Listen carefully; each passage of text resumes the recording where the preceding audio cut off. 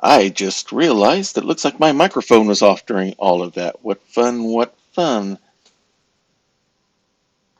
Sorry about that, everyone. Let's go ahead and get things ready to roll here.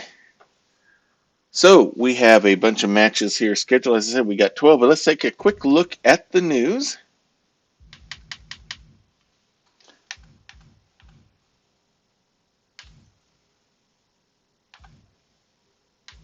Okay, this is all up. Chastity York has been cleared by medical staff to compete once again. Looks like she was injured once again. It's good because she's in one of our matches here tonight. Shining Sable scored an important win over Charity Philpott and Chastity York, putting their opponents one step behind and disrupting their cohesion. Goldie Boone is now the bearer of the Women's Hunter's Mark. She will be bearing the Hunter's Mark tonight, her first time here at Grappler's Keep. Crazy May Lardladle suffered a minor injury, though still cleared to compete. The threat of further injury should be concerned. Benvarde de Mustaine won the cheers of the Grapplers Keep universe by stopping Jarduk Munka from leaving his match, forcing the champion from taking yet another shortcut out of a scheduled match. There's no doubt that the champion will look to punish his enemy after tonight's embarrassment. Rulem's eagerness to get a win over his opponent backfired as Callius Lucidus read the cheap shot. The missed attack struck the referee instead, leaving them on the mat for the first part of the match as the revelry grows dangerous even for officials. Belle Sanders tried to walk out of her non-title match to an uproar from the crowd, clearly trying to preserve her strength with her championship on the line here tonight. Komona made the champion go through her obligated match after interrupting her at the ramp and bringing her back to the ring. And that brings us up to date on all of the news here. We were planning on doing this last week, but unfortunately, I was sick. So we are having the matches tonight. We're going to start off with a mixed gender tag team. We have Team Noir, Ethan Drake and Desiree Bouveau going against Team Fantasy, a team of Killer Ann Sparkshard and Cheryl Aranoma. Next, we will have this is going to be a wild and raucous one here. It's a four-way tornado tag match, which means all 8 men can be in the ring at once. You do not have to tag out. So we've got a big conflagration of people here in this one here tonight. We have an Iron Woman match coming up between Feline Locke and Annalith. We'll describe what that means. We have a fatal four-way out match between Morduk, Dungeon Master Lord Dubda, and Rufus Combs. Kind of regular, like a fatal four-way. Only you have to defeat everybody. So this is going to be fun. And the ladies will be doing this as well with Minyun, Lorana, Warble, and Annabelle Dukes. As we get into our title matches here, the Paladins will be defending the belts against the Brotherhood of Cthulhu. Novar Xanatrone will be bearing his Hunter's Mark for the 4th time against Doxel Rubison, and we'll talk about how significant that 4th defense is here when we get to that match. Goldie Boone will be bearing the Women's Hunter's Mark for the first time against Jayla Fast Shadow. In Tag Team Championship action, our current Queens of the Keep, Shiny and Sable, Sister Cyber, will be defending against the team of Thrill and Chill. Jarduk Munka will be defending the Men's Master Melee belt against Benvarde de Mustaine, but it will be inside the Fiendish Stockade. We have a last man standing match between Rulem and Callius Lucidus to put their feud to an end. And our final main event is for the Women's Lady of Valor Championship. Belle Sanders will be defending against Komona. So with that, let's go ahead and get this one started. All right. Mixed gender tag team action. We have our Noir team here, the team of Desiree and Ethan Drake, going up against Cheryl Aranoma and Kelleran Sparkshard, representing the fantasy realm, mostly sparked by an ongoing feud going on between Desiree Bouveau and Cheryl Aranoma. They've decided to bring in help on this one. So Desiree says, I'm bringing some backup help in the name of Ethan Drake, and Cheryl looked to see who she could find, and Kelleran, being the ever gentleman that he is, was more than willing to step up. and help Cheryl out here. So with that, we'll see how they do in this one. This will be fun. The guys only go up against the guys. The gals goes up against the gals. If one side tags, the other outside automatically tags as well. So there could be some strategy involved in that. So with that, let's go ahead and enter the Fiendish Stockade.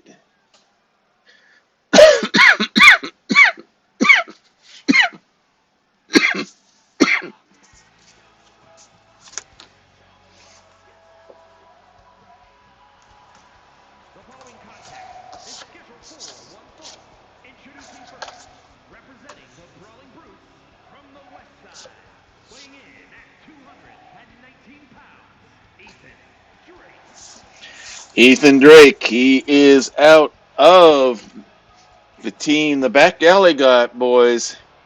Feels he is the prince of the streets, straight out of the noir realm.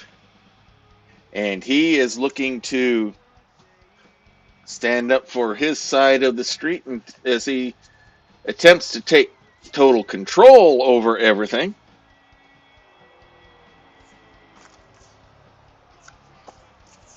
We'll see how successful he becomes as we go. And coming out is his tag team partner for this matchup. It is Desiree Bouveau.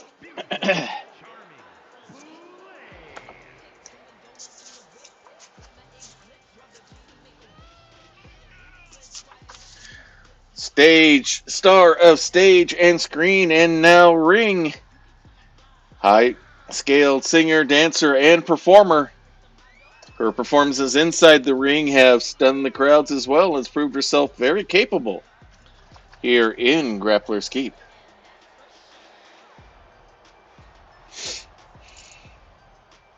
As you can see, our new custom ring.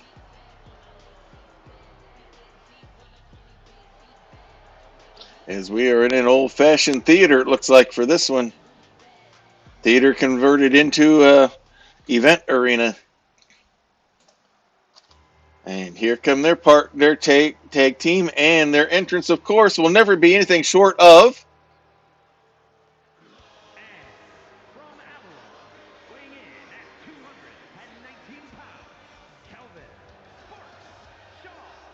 Kelleran Sparkshard. He considers himself only the most glorious wizard in any realm. If you have any doubts about that, just ask him. He will tell you.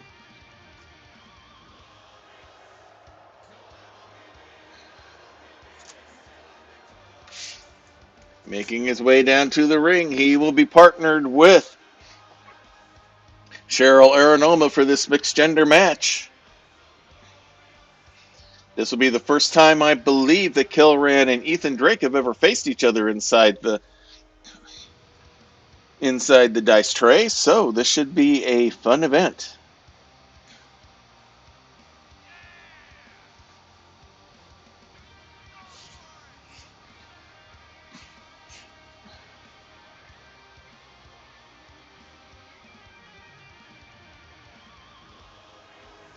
At least in his own mind he is anyway. And he's hoping a victory tonight will be nothing short of glorious as well.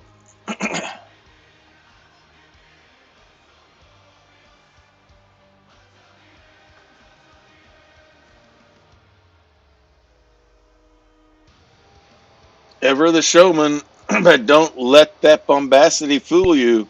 He is very capable inside the ring. All he has to do is hit that fireball DDT, and many have gone down to it.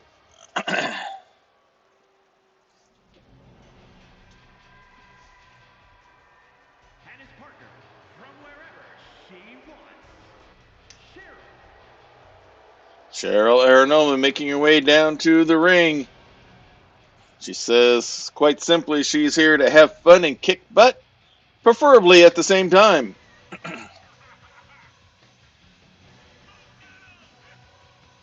As she makes her way down to the ring, she and Desiree definitely don't get along too well with each other. They've had several matches. Cheryl won the last one as of note. as she flexes for the crowd.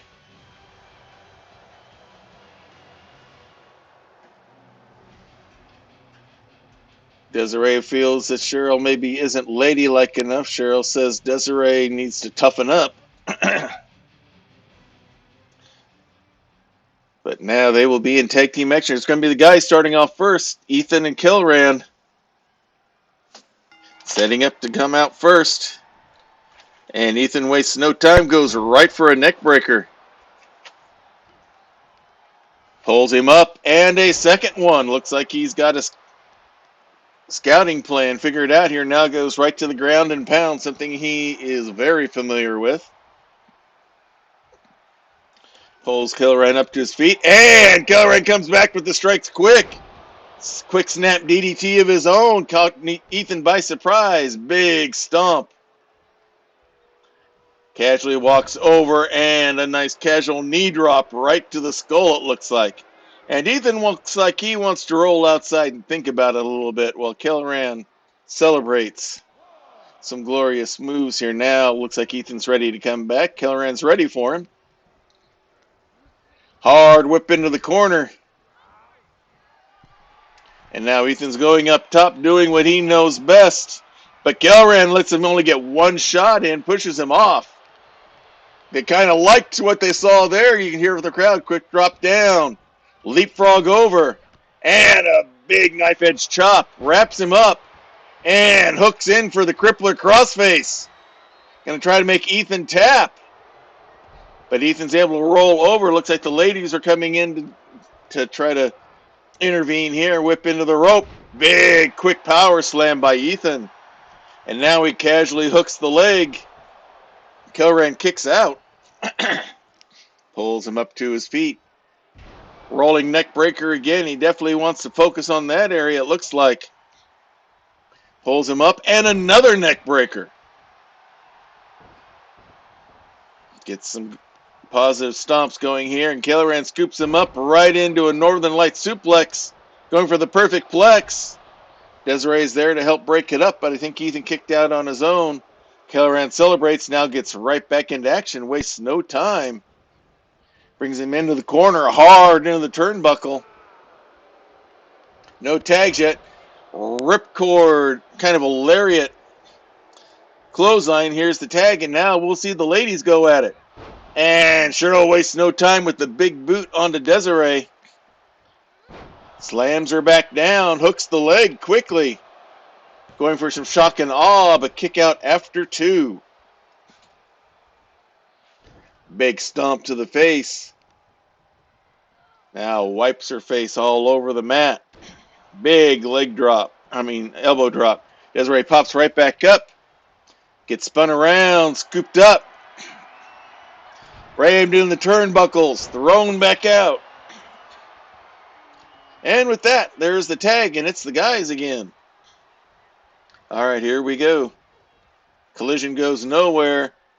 Big spine buster by Kilran. Quickly hooks the leg for the pin. Desiree comes in for the breakup. Not afraid to mix it up. It appears. Pulls him up. Quick kick. Wraps him up. And hits the fireball. Hooks the leg.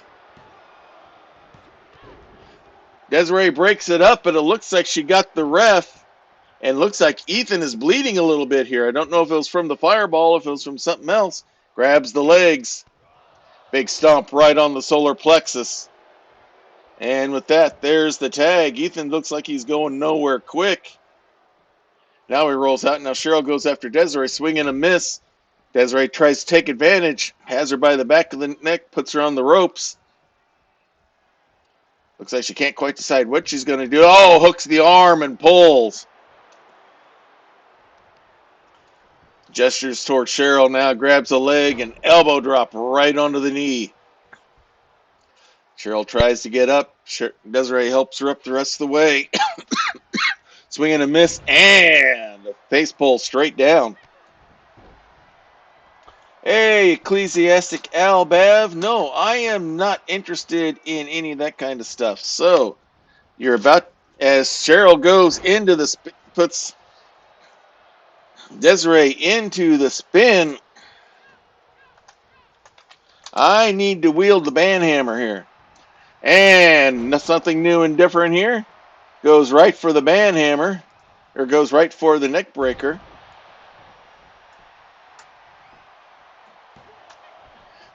Cheryl breaks that one up. Sorry, everyone here. I got someone here decided they wanted to advertise. There we go. Hooks the leg again. Cheryl there for the rescue. Big elbow drop by Ethan as he's got some momentum going here. Big series. Measured up. Big leaping elbow drop. Puts the arm up. Big stomp right on the triceps. Stomps to the gut. Gut wrench flip. Still has a hold of him, trying to squeeze the air out of Kelleran. He rolls out, and with that, Ethan's had enough, and it's going to be the ladies once again. Big clothesline by Cheryl brings Desiree down. Now she spikes a ladylike pose. Unfortunately, gives Desiree time, but a quick kick gets Cheryl back in control. Hard whip into the corner. Big clubbing forearm shot. Another one. Oh, Desiree blocks that one, gets one in of her own. Scoops her up, and the pull down again. Now goes to the ropes. Suicide dive. Body splash through the ropes. Caught Cheryl totally by surprise there. But now as she celebrates, Cheryl throws her back inside the ring. And here we go. Desiree catches her right as she comes in with a big running clothesline. Slap upside the face. Thinks that's enough to get her a pin. But only a 1 count. Big clubbing forearm shot again by Desiree. And now another shot. Flips her over. Kick to the back. Flips her back over. Changes her mind. Grabs the leg. And a big knee and another knee into the hamstring. A third. Trying to take that base away from Cheryl. Big stomp to the face. Pulls up, but Cheryl's ready. Grabs the leg. Nice dragon screw reversal. Waits for her to get up. Slams her right back down. Hooks the leg for the pin. But only a 1 count. Hey, Lyndon. Launch the ice cream scoop trebuchet. We have an incoming raid. Everyone, welcome our guests to Hawkeye's full-time gaming. All right. Thank you very much for that raid, Lyndon SG Live, and all my friends over there at the coffee shop. Let's give you a big shout out here.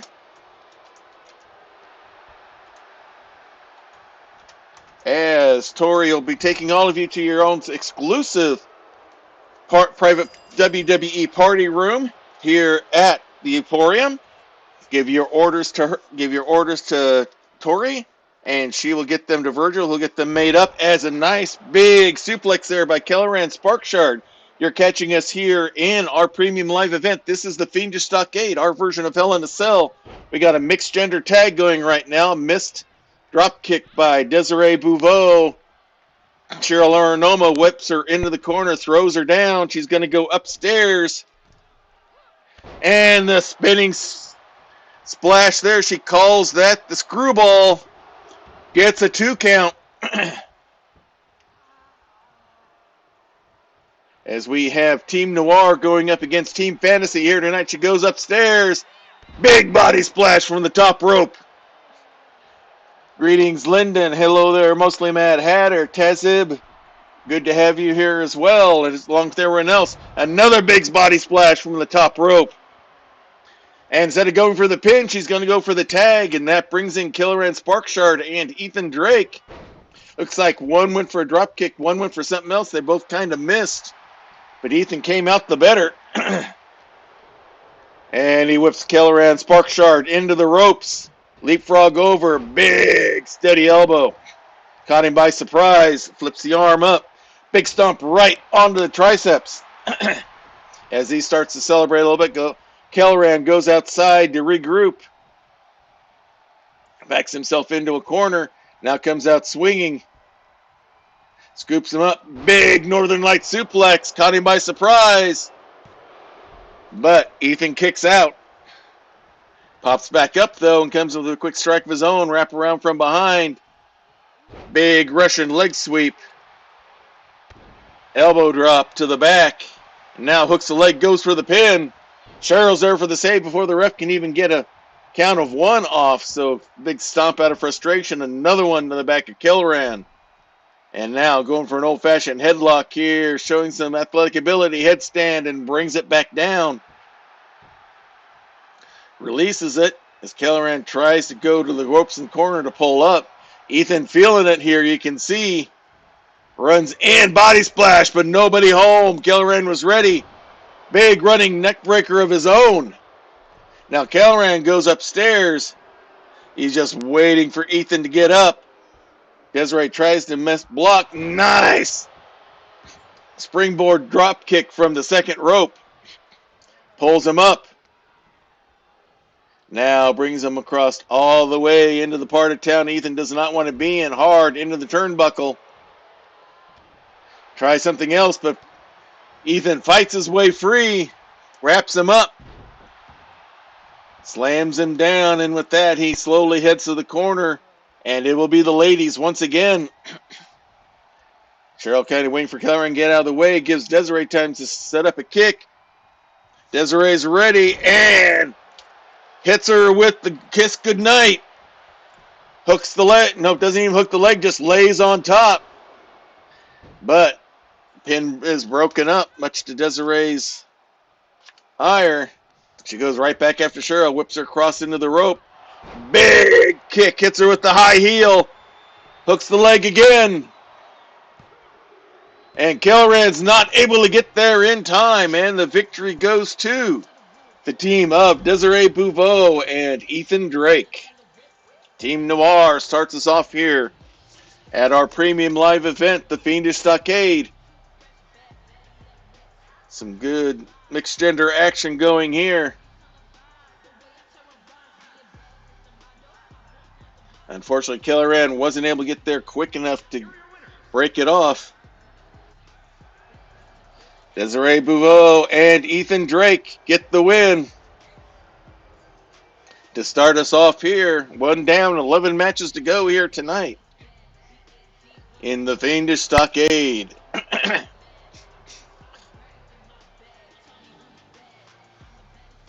All right, a 4-star match. A great way to start off here.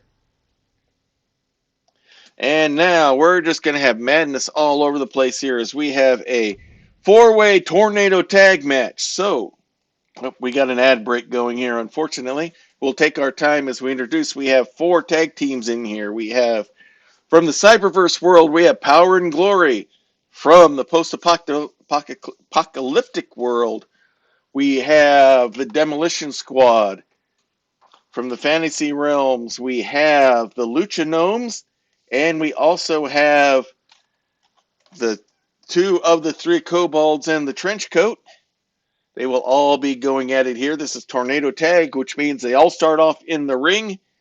There is no tagging going on per se. You just have 4 teams going at each other, and this keeps on going until one team either gets a pin or submission on the other. There will be no countouts. This is just going to be basically mayhem. So it will be the Cyberverse, the post-apocalyptic world, the Lucha Gnomes, or will it be the Kobolds out of the fantasy realm pulling out the victory here? We will find that out here shortly as we wait for things to load up, and we're going to kind of do what we can to get past the ad break. Hey, Dad's Backlog, thank you for the follow. I didn't see that earlier, but thank you very much for the follow. Hope you enjoyed that complimentary root beer float that we have for all of our, for everyone. All right, now the ad break is back. Thank you again, Lyndon SG, for the raid. Thank you, Dad's Backlog, for that follow. I hope you enjoy that root beer float that Tori will be bringing to you shortly. Y'all enjoy things as we get going for our 4-way tornado tag match. We have Tap Power and Glory, our cyberpunk team, the Demolition Squad, our Poke-Apocalypse team. We have the Lucha Gnomes, and we have the Kobolds going at it all here. So this is going to be insanity at its finest here inside the Fiendish Stockade.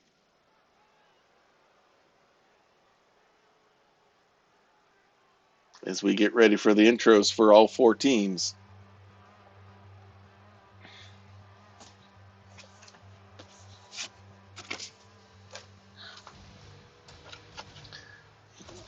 Coming out first, it is straight out of the post-apocalypse world. Scooter and Chaos, they are the Demolition Squad. Is a fatal four-way tag team match. Introducing first, at a combined weight of 525 pounds, Demolition.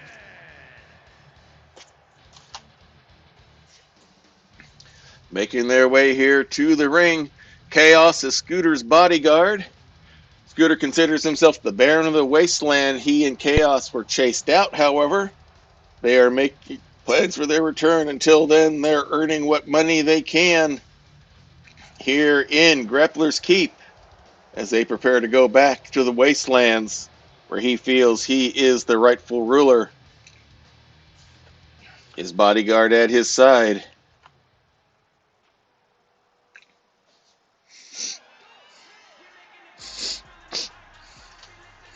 And coming out next, And their opponents, first, at a combined weight of 378 pounds, the Luchador. it's the Lucha Gnomes, Travar Twinback and Zalcer's Dark Belt, making their way into the ring.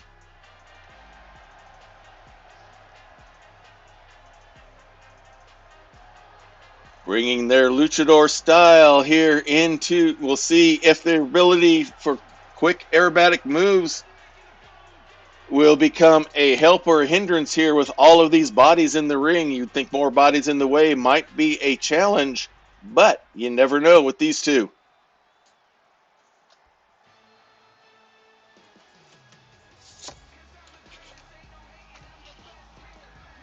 And now, out of the cyberpunk universe, Dynamo and Checkmate. They've hacked into this world from the cyberverse looking to bring their world to us. They are the team of Power and Glory. Making their way to the ring at a combined weight of 418 pounds, Power and Glory.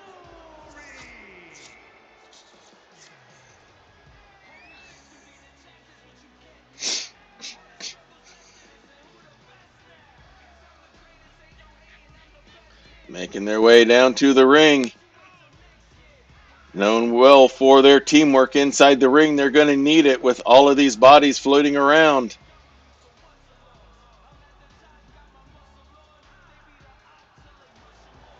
See Checkmate there in the corner.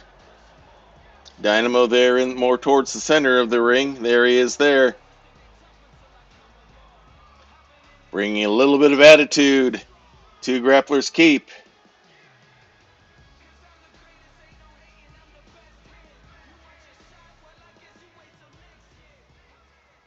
And our final introductions will be coming here right in just a moment. They are three kobolds who came to this world. Two of them are here tonight. Eenie and Meanie, along with their brother Miney, are managed by Mo, the man in the trench coat. Hence, three kobolds and a trench coat. Making their way down to the ring. They don't have, unfortunately, the game doesn't let us put managers in these specialty matches, so they are without Mo. But these kobolds are ready to go at it. One step, well, victory here puts them one step closer to conquering the world for Mo, their manager.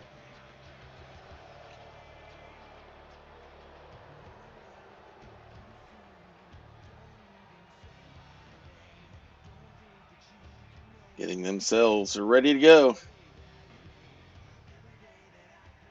All right, looks like we're set. Everyone's in, and here we go. And everyone's pairing off.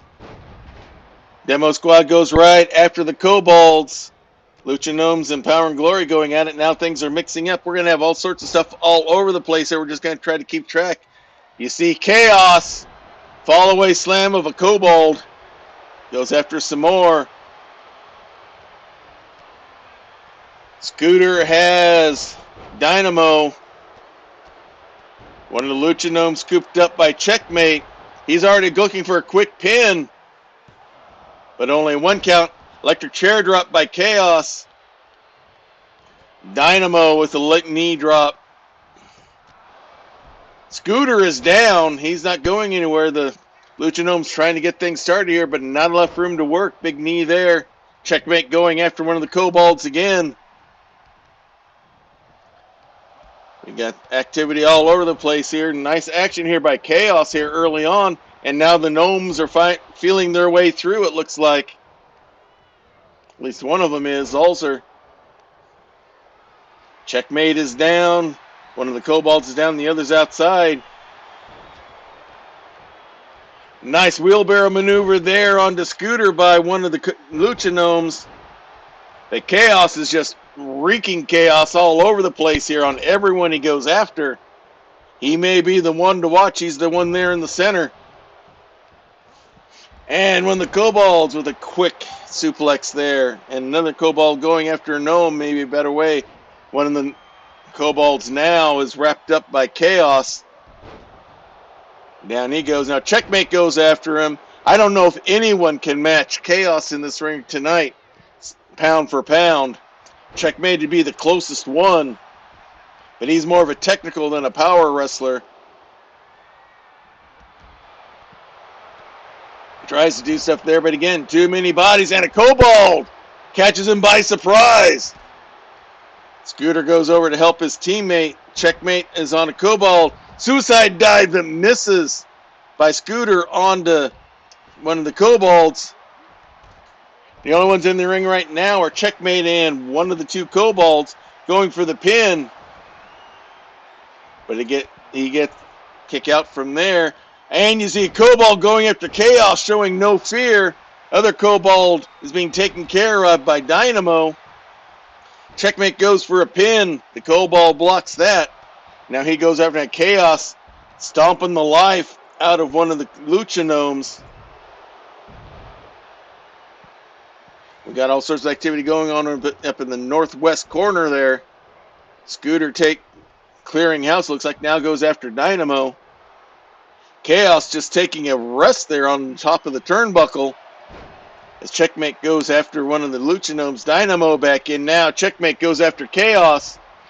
Over the top rope and down onto the mats outside the ring. Big spear knocking the Gnome off. Going for a pin. But no, a kick out by the Kobold. Chaos coming back in. One of the Kobolds is all over one of the Lucha Gnomes. And we got a pin attempt here by Checkmate. That gets broken up. One of the Gnomes is back in. Dynamo going after Scooter. Hooks the leg, goes for the pin. Checkmate. Going after a Kobold, but not going after the pin. Looks like he's going to defend his teammate instead. Checkmate's mocking the Kobold. Get him. Oh! And a Lucha Gnome with a chair. Nails Chaos. Now Checkmate goes after him. Scooter, and I believe that's Traybar outside the ring. Now, Kobold has the chair. Hits Dynamo. Gets it knocked away. Scooter gets him before Checkmate can. And now Checkmate goes after Chaos. Dynamo after Scooter. Nice flip kick there. Checkmate on top of Traybar, it looks like. Has a Kobold up. Big power bomb. But Lucha Gnome catches him from behind. Got one of the Kobolds there as well. They're inside the ring. Hard whip, and the Kobold interrupts what Checkmate had planned. Now the two smaller ones go at each other. Checkmate just watches. Ref's trying to bring attention to what's going on. And Dynamo all over Chaos. We got one gnome outside. We just got two people in the ring right now. We got us a Lucha Gnome with Checkmate doing some old-fashioned rope work here. Nice throw there. Everyone else is outside the ring. Now he's got the chair. Look out. Nails Checkmate with it, who gets out of the ring. And we don't have anyone inside the ring right now. Like I said, chaos all over the place. Checkmate goes after Scooter. Scooter punches his way free. Chaos gets to his feet. And he's going to go after one of the Lucha Gnomes, throws him back in the ring. Everyone is outside. Looks like someone got a baseball bat out and was using it. Again, the ring is empty as you see all the action happening outside on the northern side. Now Scooter and I believe that's Zalser. Scooter gets thrown into the ring. Checkmate gets thrown into some stairs. And it's a kendo stick in the hands of one of the Lucha Gnomes. He goes after Checkmate. Meanwhile, Scooter has the other Lucha Gnome in the ring by himself. Springboard into a flying forearm, it looks like. Checkmate has the other one. Quick DDT, and now when the Kobold comes flying in from nowhere, goes upstairs, and the gnome gets launched. Both Lucha Gnomes are inside, and now Checkmate has the kendo stick. He might be going after Chaos here, but nope, gets knocked out of the way. Who sets him up for a big suplex. Kobold down for the count, but the Lucha Gnomes block that one off. Nice Hurricanrana there. Kobold trying to come back. Quick kick. Face plant down. Hooks the leg for the pin. Only a 2 count. Scooter's on the other Lucha Gnome. Big choke slam.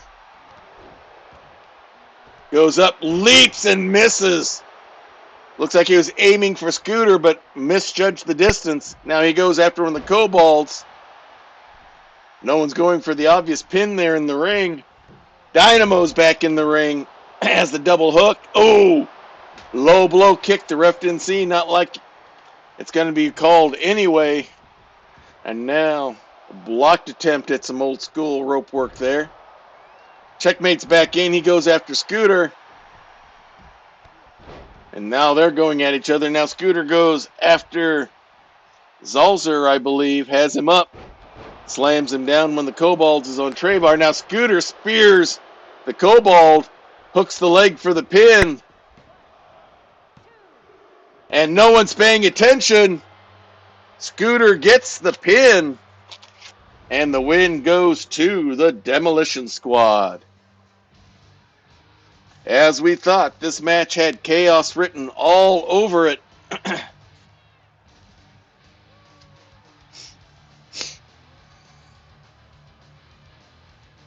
All sorts of pins all over the place, but the only one that counted. The Demolition Squad gets the big victory here in a chaotic 8-way tornado tag.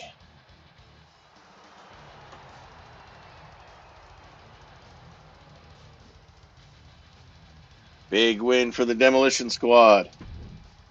3.5 stars. And now we're going to have women's action here as we have Feline Locke and Annalith going at each other in an Iron Woman match. Basically, a timer is set and you have to get as many pinfalls or submissions or countouts as you can. Whoever has the most when the time is out is the winner. Feline Locke is our current Baroness of the Keep. She won the Coronation Tournament. Annalith holds the women's bag of holding that she can cash in any time, including tonight, for an instant title shot. She can do it before the match. She can do it in the middle of it. She can do it after on whoever wins it. So we'll see if she looks for that opportunity here tonight. But first, she has to face the Baroness, Feline Locke.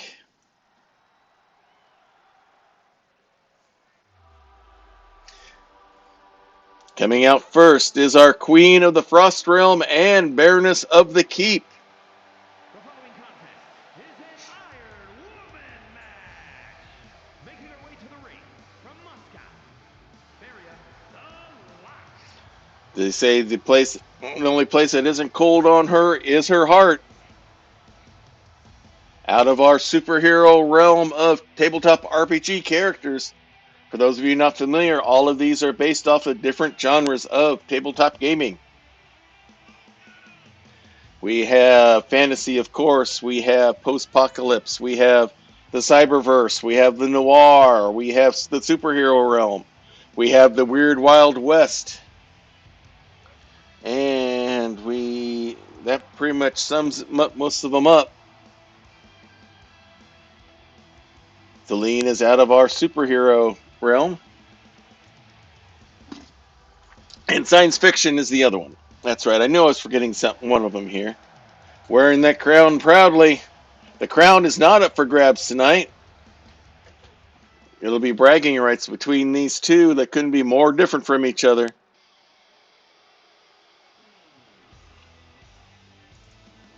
And from Limbo, Lilith. Annalith making her way down, holding the women's bag of holding briefcase in her hands that she can cash in at any time. She is our succubus, dark and dangerous, enticing and scary. She says once you meet her, no one ever forgets her.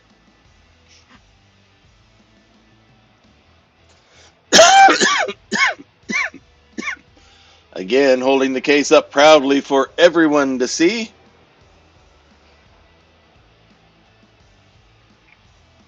Places it there in the corner and looks like Annalith is ready to go.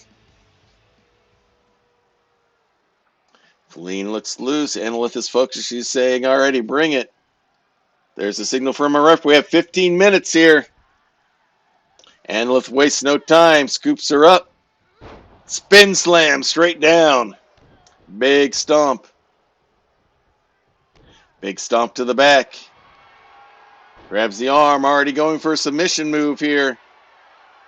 Trying to see if she can steal one early. Trying to do some damage to the arm. But nope. She's able to roll over. And punches herself free. Big kick to the gut, and Feline comes right after a big clothesline.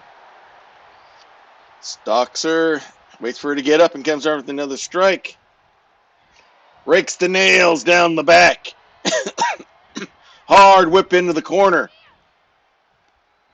Brings her out hard into the turnbuckle again. Looks like she wants to do it again. Multiple times. She may be a superhero, but she's got a mean streak if she needs. Kicked away by Annalith. Blocks the strike. Quick kick to the gut, right into a snap DDT. Grabs the legs, but no, Annalith kicks her off. Pulls her up, slam straight down. Strikes the pose. Gives Feline enough time to get up, but slaps her and gets back in control, pulls her up. Big slam straight down. Big stomp to the head. Another one. Flips her over. And it's ground and pound time by Annalith. We'll see who's able to break the cover off and get the first pin or submission here first. That's usually a big giveaway. If there is none after the 15 minutes, I think they will continue until one of them gets it. Nice maneuvers there into an arm throw. Big boot by Annalith. Pulls her up. Hard whip up and over the ropes onto the mats outside. As you can see, we're not at Diet Water Arena, so no Eldritch Blast safety mats here tonight. As the count goes, and countouts do count. As Annalith keeps the strikes going. Big strike to the face there. Pulls her up and another one. Not a bad strategy to beat him up and keep him from getting back inside, but nope. He's going to throw her back in instead. Going upstairs. Launching the big elbow right to the back. Pulls her up. Big strike. Spins her around. And is locking in the man killer. Stretching her out. Going to try to get a submission. Feline trying to get free. Punches. Gets an arm loose and is able to get herself out. Pulls her up. Nice over the shoulder throw by Feline as she tries to get momentum. Goes for a quick pin. Why not? As we reach the 11.5-minute mark. Mocks Analyst to get up, and she does. Comes right with the big strikes. And a big whopping forearm there. Pulls her up. Goes up and locks in a guillotine, going for a submission of her own. Analyst trying to get herself free. Bridges out and does. We'll see what effect that lingering effect that might have. Swing and a miss on that strike. You can see it had an effect there. She's holding her knee now as well. Gets pulled into a big shoulder block as we reach the 11-minute mark.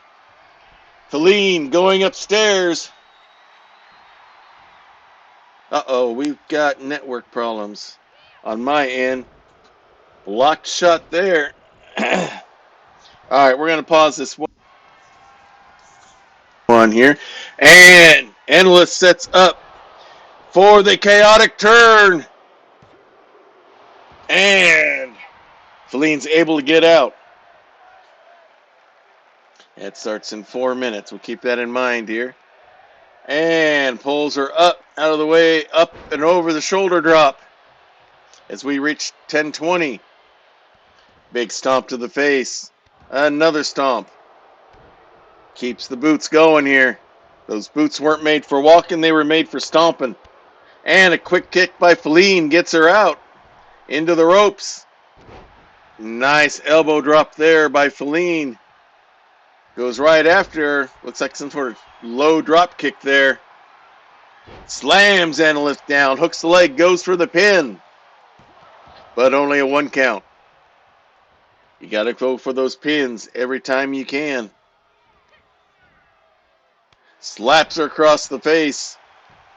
And now some of Feline's version of ground and pound.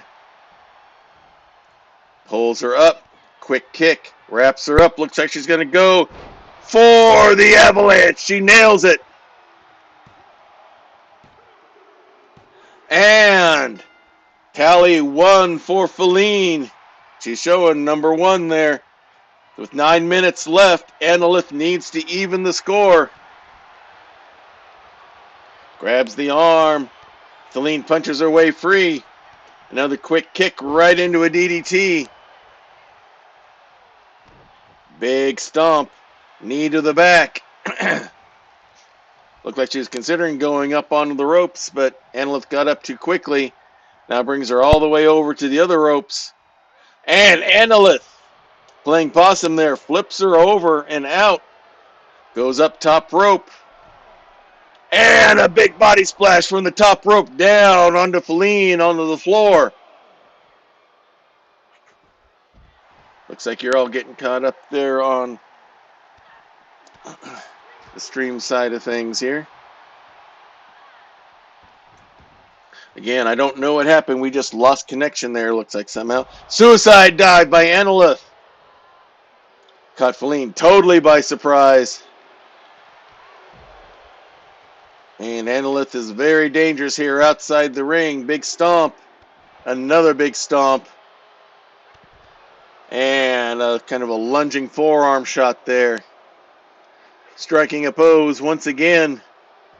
Flips her over. Kick to the back. Leapfrogs over. Pulls the arm up. Big stomp right onto the triceps. Feline trying to get herself back up. Flying body splash again as the count goes to 7. They need to get back inside the ring. I think a double count out counts for both of them, so Feline would still hold the lead. Counts at 9. Analyst is at risk. Nope. Feline does not take the easy mark. She comes right back in. Throws Annalith back in the ring. She wants to do this on the up and up. Up and up, it looks like. Pulls Annalith up to her feet. Strikes the pose. Annalith takes advantage, gets a shot in. Grabs the arm, yanks it, throws her down. Big kick to the back. Nice chain of moves there. Pulls her up. Goes up, and she's locked in the Black Widow. Gonna try to make Feline tap. And she does.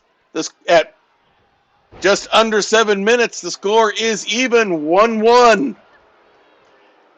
And left going right at it, doing just pulling at the face here. Looks like pulling the jaw and the nose.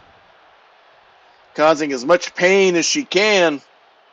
And now we have an ad break starting. And she's going to go up and hit the chaotic turn once again. And now she takes the lead 2-1. Pulls her up. Can she get another point here? Can Feline straighten things out? Goes up.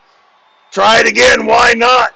This time she doesn't go for the pin. Goes for the damage. Now flips her over and hooks the leg the old-fashioned way. And looks like Feline has run out of gas. She's down by 2. Still 6 minutes left in this match. But Feline now needs to rally. Did she use everything up too quickly? Annalith goes up, body, elbow drop, but nobody home. Feline goes right after her, quick kick, wraps her up, hits the avalanche. Hooks the leg, goes for the pin. And now she's only down by 1. Goes right after Annalith, doesn't even let her get up, throws her down. Goes to the ropes. Big leaping elbow drop. Flips her over. Flips her over again. Grabs the leg. Elbow drop right onto the knee. Pulls her up to her feet. And locks in the guillotine. Can she get a submission here? Annalith trying to fight it. Trying to stay conscious. And now is able to spread the legs and bridge out. We'll see what kind of linger effect that might have. Goes up, quick Hurricanrana. Annalith mocking her as Annalith slowly tries to pull herself up in the corner. But gets slammed into by Annalith there. Pulls the arm up. Big stomp to onto the triceps. Another big kick. Another big stomp. But here comes Feline, arm slam down, big knee to the back. Another big stomp. Feline tries to get the crowd up and going.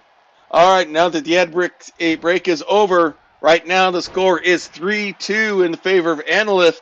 She got another pin onto Feline, but while the break was on, Feline was able to get a pin using the avalanche onto Annalith.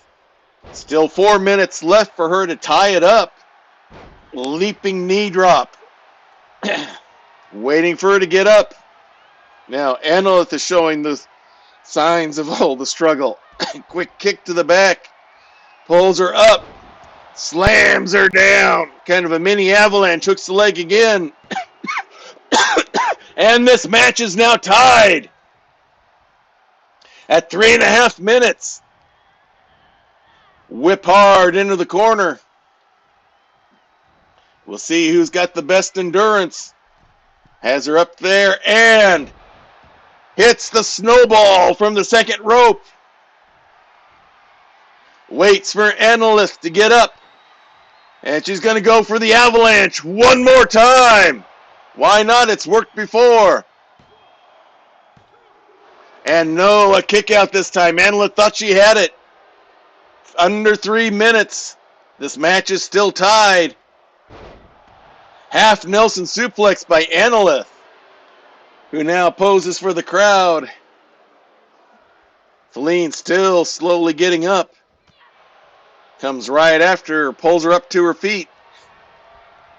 Whips the arm around, looks like she wants to go for the chaotic turn. She's got her down. And she gets the pin. She takes the lead at 2.5 minutes, under 2.5 minutes. Face slam straight down. Goes up top. Waiting for Feline Locke to get to her feet. Somersaulting kick, spinning kick there. Nails her. Pulls Feline up. No, a big punch right to the head. Another big stomp. Feline's going to need to get together. She needs to tie this up. Grabs the leg. Nice dragon screw reversal. Standing over. Slams Annalith straight down. Big stomp of her own. Pulls the arm out. Big stomp right at the shoulder. Into the ropes. Leaping elbow drop. We're at 1.5 minutes. She needs at least one more fall to tie this up as Annalith kicks her free. Pulls her up to her feet. Scoops her up. Half Nelson suplex again, and now Feline rolls outside the ring trying to regroup and recover. Annalith waiting. Feline Locke, and here comes Annalith. Suicide dive and nails her. Big stomp. The more time Feline spends outside the ring, that's less chance for her. We're in the final minute for her to get a fall to tie it up, and Annalith will gladly do whatever she can to stall getting back in there. As she's got that arm bar, Feline struggling to get free. As we're at 40 seconds. Still has the arm bar going. And now is able to roll over. Punch her way free. 30 seconds left.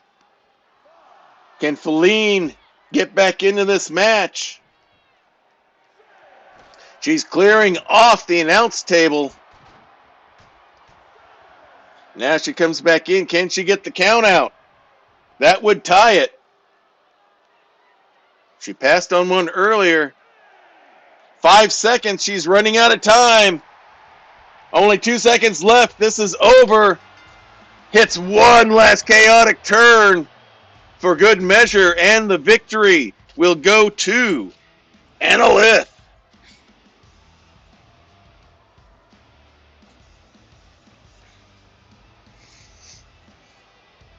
A lot of good action in this one. You got to wonder about Feline Locke's decision to break up that 10 count at the 9 to not get the out of bounds count, out of the ring count out. But that brings the victory to Annalith. Big victory for her here tonight at the Fiendish Stockade.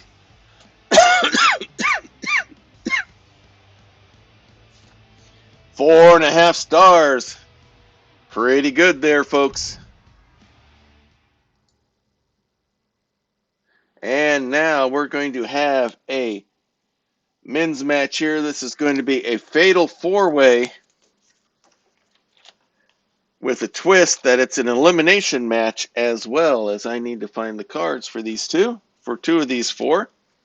This should be an interesting matchup here. We have Lore Odubde. He is a member of the faction, the Triangle, along with Zarduk Bunka and Curtis the Pistol Powell. He'll be going up against the Baron of the Keep, Morduk, who won that coronation match. They will also have the Dungeon Master there inside the ring, former men's champion. And they will also have Rufus Combs. So we have 2 fantasy, 1 superhero, or 3 fantasy, 2 fantasy, 1 superhero in Morduk, the super genius superhero, and Rufus Combs out of the Weird Wild West. As we return to action inside the Fiendish Stockade.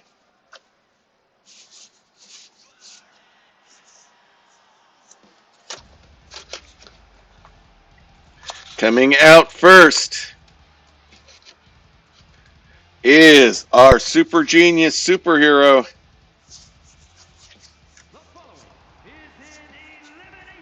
Wearing his crown proudly.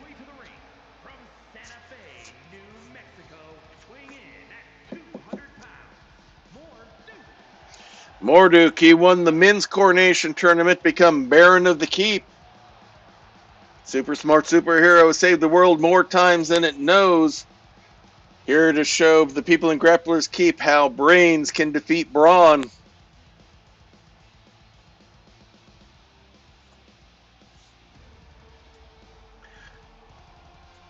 Working his way down to the ring.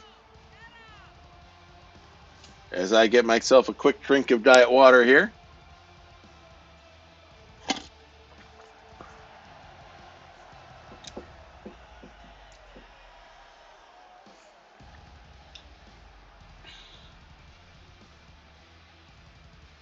Looking the crowd over. Definitely a popular hero in these parts.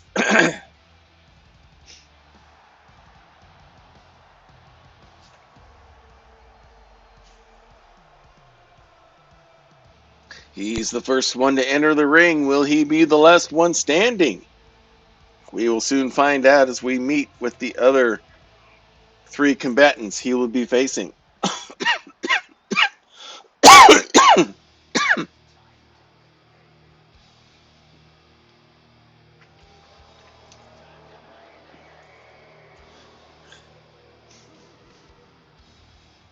All right, it is the Dungeon Master. He rules the table. And he's the ruler of the table, and anywhere dice are cast.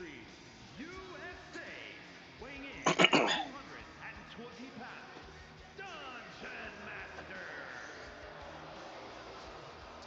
Cashed in the Hunter's Mark and defeated Bende Mustaine to become the Master Melee Champion.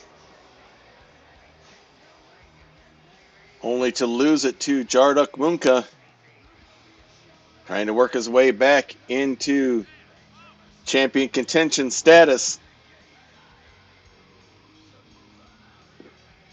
He runs the game. He rules the game. He feels he is the game.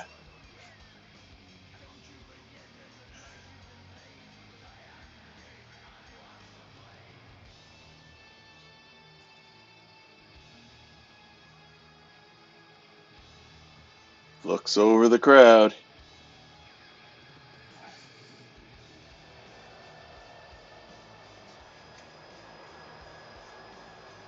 Gets ready. And now he enters the ring to get himself ready for action. As I said, this is a fatal 4-way elimination match.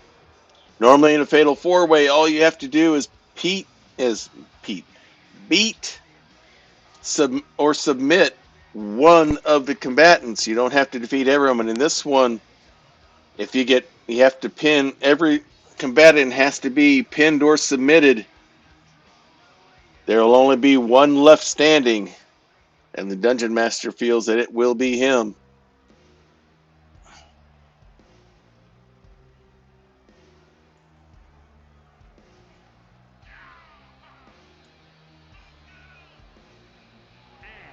Representing the Triangle of Terror, from Avalon, weighing in at 195 pounds,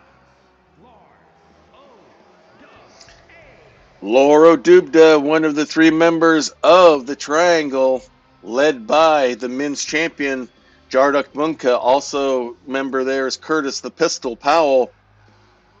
He was close to becoming the first Master Melee Championship here in this variation of Grappler's Keep, only to lose to Bende Mustaine.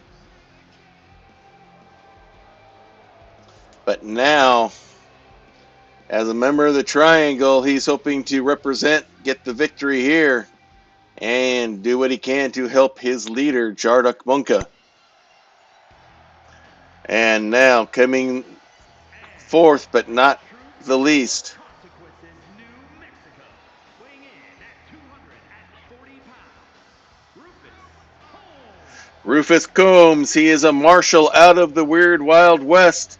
He was chasing Curtis the Pistol Powell and Belle Sanders as they all got caught into some sort of time loop portal that threw them all here. Now he's kind of the self-declared marshal of Grappler's Keep, as they all, especially him, look for a way to get back to their homes and family. Until then, he's doing everything he can to try to keep those two desperados under control.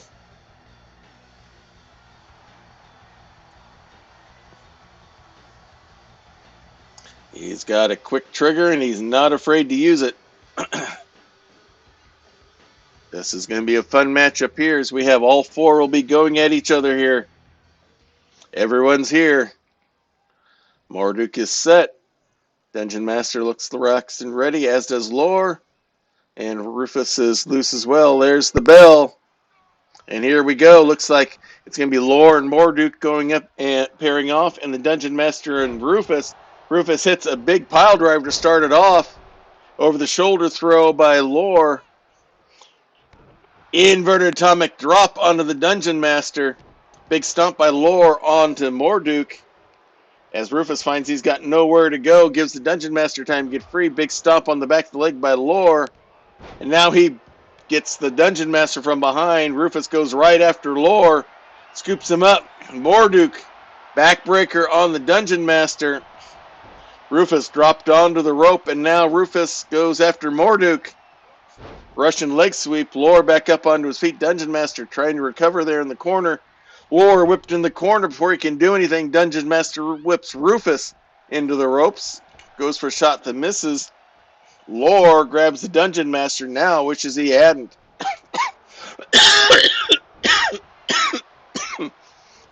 Lore whipped in the corner. Rufus on Marduk right now. Hooks the leg, goes for the pin. Only a 1 count. Lore retreats outside as the Dungeon Master goes after Rufus, scoops him up. Shinbreaker, and now goes after Marduk, and swift by with the kendo stick by Lore. A little embarrassing there, swing and a miss. And now gets it knocked away by the Dungeon Master. He strikes back, quick kick. Spins him over. Now face plants him, and now Marduk goes after Lore as the Dungeon Master rolls outside. And nope, no neckbreaker there. Gets him from behind while Rufus goes after the Dungeon Master. Marduk has a heel hook going on Lore. And Rufus power bombs the Dungeon Master onto the ring apron, then swings him into the side of the ring. Now throws him back in. Marduk has this kendo stick. Hits Lore. Now Lore gets it back. Now he's wailing Marduk with it. Marduk gets free of him, only to have Rufus go after him as all four are now back inside the ring. Lore goes after Rufus, whips him into the corner, picks up the kendo stick. The DM Dungeon Master moves it away.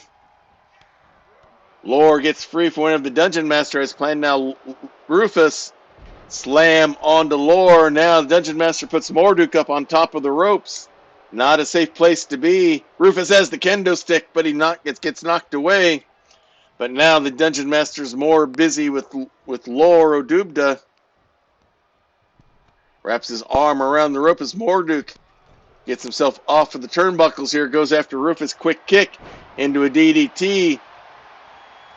And nice float over by Lore, creating a reverse DDT. And a big knee by Lore takes Marduk down. Everyone else outside the ring. Marduk catches him from behind. Rufus has gone for a chair, but the Dungeon Master knocks it away. Meanwhile, Lore and Marduk going at it up top.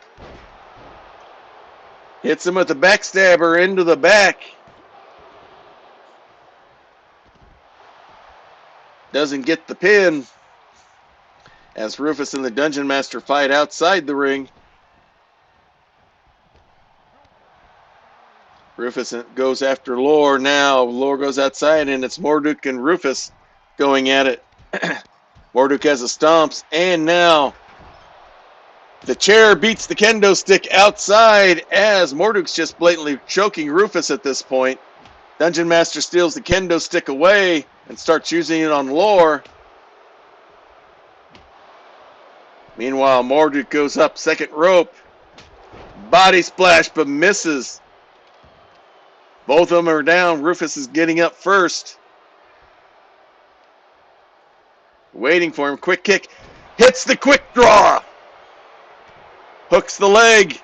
Goes for the pin. But no, Morduk kicks out. Close as we were to elimination. Morduk tries to roll away, but Rufus is standing over him as the Dungeon Master's pretty much knocked the tar out of Lore. Now he grabs the chair and he's coming inside the ring. Morduk scoops him up.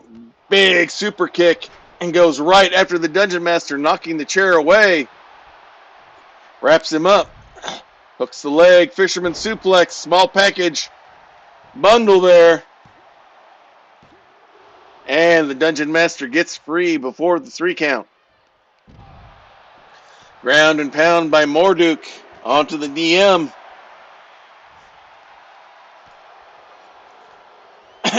Dungeon Master gets himself free, whips Morduk into the ropes as Rufus and Lore go at it outside the ring. More rope work. Dungeon Master scoops Morduk up. Does drop right onto the top rope. And now the Dungeon Master is not taking chances, going for the chair. Goes right after Morduk. Will Lore DDTs Rufus outside. The DM going at it with the chair on the Morduk, who finally rolls out of the way. Swing and a miss there. Morduk wrestles it away. Shot to the back. Into the ropes. Throws him down. And a big kick there. Now he's going to grab the chair. Nope, he decides to put it down instead. Hooks the leg. Goes for the pin. And the Dungeon Master kicks out as Rufus and Lore are going at it all over. Big kick by Morduk.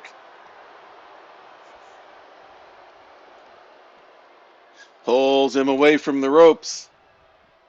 As the DM slowly gets up, Morduk picks up the chair.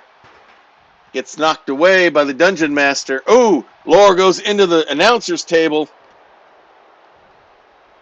And then gets face planted straight down. Nice over the shoulder throw by Dungeon Master. Onto Morduk. Pulls him up, but gets a jawbreaker. Big running knee there. Waiting for the Dungeon Master to get to his feet. Quick kick. Sets him up. He's going to go for the superior slam and hits it. But Morduk gets in the way before he can go for the pin. Not sure what Lore is thinking there. Meanwhile, Rufus goes after the Dungeon Master. Now he'll hook the leg. And the Dungeon Master kicks out, and Lore going after Morduk with the chair. Big dropkick knocks that away. Now it's Rufus and the Dungeon Master there inside the ring. Kind of a sling blade by Morduk outside as Rufus has the shots. Oh, big elbow to get himself free. But Rufus comes striking right back. Scoops him up. Sidewalk slam straight down. Into the ropes. Measures it out. Big elbow drop. Pulls the DM up to his feet. Quick kick. Hits the quick draw. Hooks the leg. Goes for the pin. And we have our first elimination. The Dungeon Master is eliminated. Meanwhile, Morduk and Lore Dubta fighting it up outside, and Rufus is going to come to them. He's going after Morduk. Morduk no says go back inside the ring. He's going to follow. Quick whip into the ropes. Scoops him up. Slams him straight down. Almost a spine buster. As Lore gets up and gets into the ring as well. Quick kick. Wraps him up. Pulls him up. Face plants him straight down with the flanker. But only a 2 count. Shows you how long this match is going. The controller timed out. Big running knee shot by Morduk. A knee drop onto Rufus as Lore rolls out. Stomp to the back by Morduk onto Rufus. Into the ropes. Leaping knee drop. Nails him. And now stomp right onto the forehead. Knee to the back by Morduk. Lore comes back in. Morduk ready for him. Flips him over. Big super kick. Pulls Lore up again. Whips him hard into the turnbuckle. Gonna whip him across right into Rufus. And Rufus goes after someone. He got Morduk, but a nice jawbreaker there onto Lore. Morduk takes advantage, whips Rufus into the corner. Big splash into the corner, goes up. Springboard into the brain drain. Hooks the leg. And Rufus kicks out. Rufus rolls out, and now Morduk goes right after Lore. Doesn't waste any time. Morduk goes outside. Is he looking for the toy box? Perhaps. Rufus is up on his feet as well. Now he comes back in as Lore goes out. Rufus comes in. Morduk goes out. Some mind games here, perhaps by Morduk. And big chair shot by onto Morduk by Lore. Rufus comes after him. Power slams him. Now he picks up the chair. Hits Lore with it. Hits him again on the leg. Again on the leg. Now Morduk comes after Rufus, but gets an elbow shot. Gives Lore time to go up. Sling blades him down. And now Morduk comes after Lore. Quick series of strikes. Wraps him up. And a big suplex down. I think his feet hitting the ring apron. And Morduk comes right after Rufus. Throws him into the announcer's table. Pulls him up. Throws him into the retaining wall. As we are still down to 3. He pulls Lore up now. Lore kicks his way loose. Throws Morduk into the announcer's table. Now into the steel stairs. And now Rufus is ready, goes after Lore. Big series of strikes. Keeps them coming. Picks him up. Power slams him straight down. Now pulls him up to his feet. And old-fashioned Texas pile driver right there from Rufus. Everyone's down, and he shows each of them what he thinks their IQ is. As Lore gets up to one knee. Rufus is ready for him as he rounds the corner. Now Morduk is up. Tries to sneak away around, but instead gets clotheslined down by Rufus. Pulls him up. Throws Morduk into the ring. Another showing that Lore rolled snake eyes, it looks like. Now we have 2 men in the ring. It's Rufus and Morduk. Here comes Lore with the chair. Swings and misses. Rufus has him up. And it's going to be snake eyes of his own for Morduk. And walks right into a chair shot from Lore. Rufus rolls out. Lore, using that chair effectively on Morduk, hooks the leg and goes for the pin. And Morduk kicks out. Rufus trying to get himself jazzed up and ready to go. A big kick by Lore Dubed onto Morduk as Rufus comes in. Lore brings him over to the ropes. Grabs the chair. Nails him with it. He seems to like using that chair. Nailed Rufus again and goes after him again. Meanwhile, Morduk wraps him up.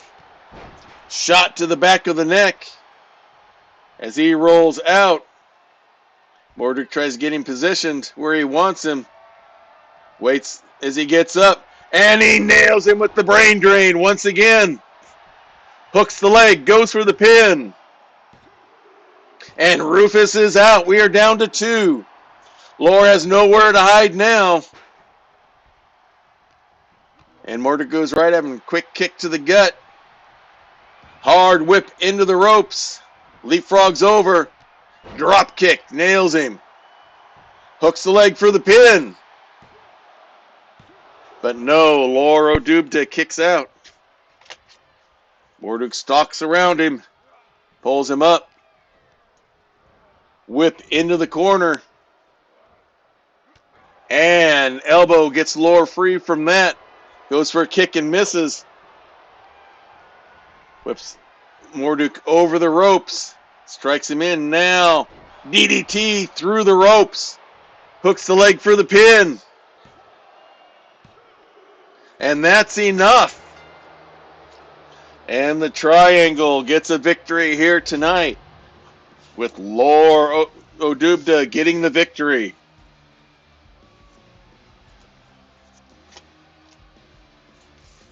Saw some great shots in this one. But Lore's strategy of hanging around outside the ring to avoid a lot of the combat appears to have paid off. Let me get some more diet water here.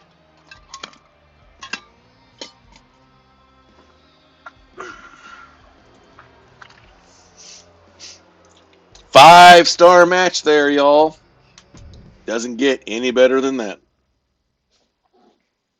And now we have our women's version here, as we have three people out of the fantasy realm. Most of our characters are fantasy realm. We have Warble, our Kenku Rogue. We have Minion Mythalar, our Drow Sorceress. We have our Satyr Monk, our Fawn Monk, Lorana. And out of the Noir realm, we have Annabelle Duke. So this should be fun to see how these ladies do in their fatal four-way elimination.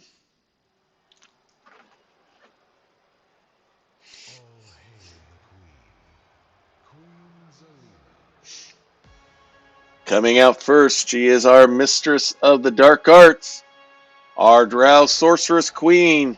The following contest is an elimination match. Making her way to the ring from your darkest fears, Mistress Sorceress. Minion Mythalar here to prove that dark isn't always evil.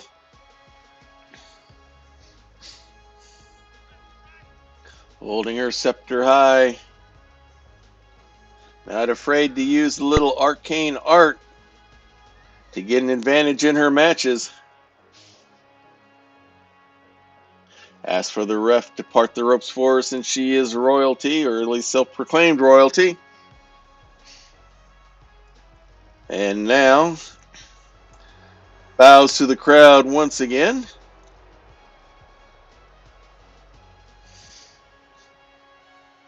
Puts the scepter down for now. The ref takes that for safekeeping. And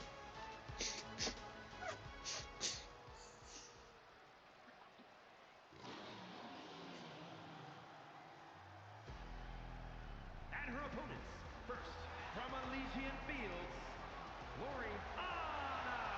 All right, looks like the ad break is over. Lorana, she is our Fawn Master of the Satyr School of Martial Arts. Here to prove the superiority of that combat style. Hopes to prove that against all three, including Minion Mythalar, who you just saw enter the ring earlier, our Drow Sorceress.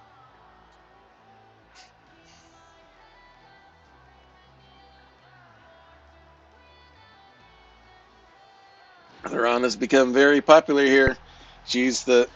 You would say she's our MMA master.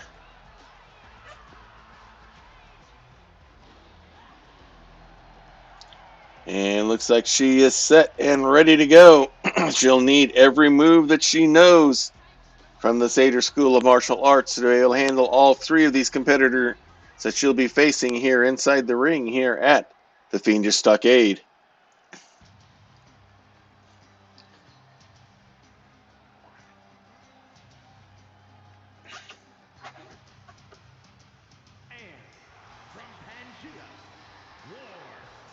Warble, she is our Kenku Rogue. She likes to hide in the shadows, feels she fights better outside the ring than she does inside.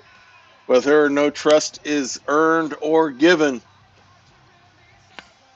She was one match away from bearing the Hunter's Mark for the fourth time here, but she was defeated last time we streamed by Goldie Boone. She's become quite the popular character here, as you can hear by the pop of the crowd.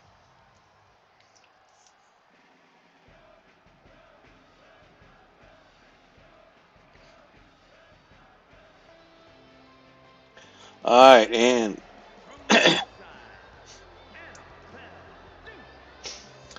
from the toughest side of town, she's the toughest person there.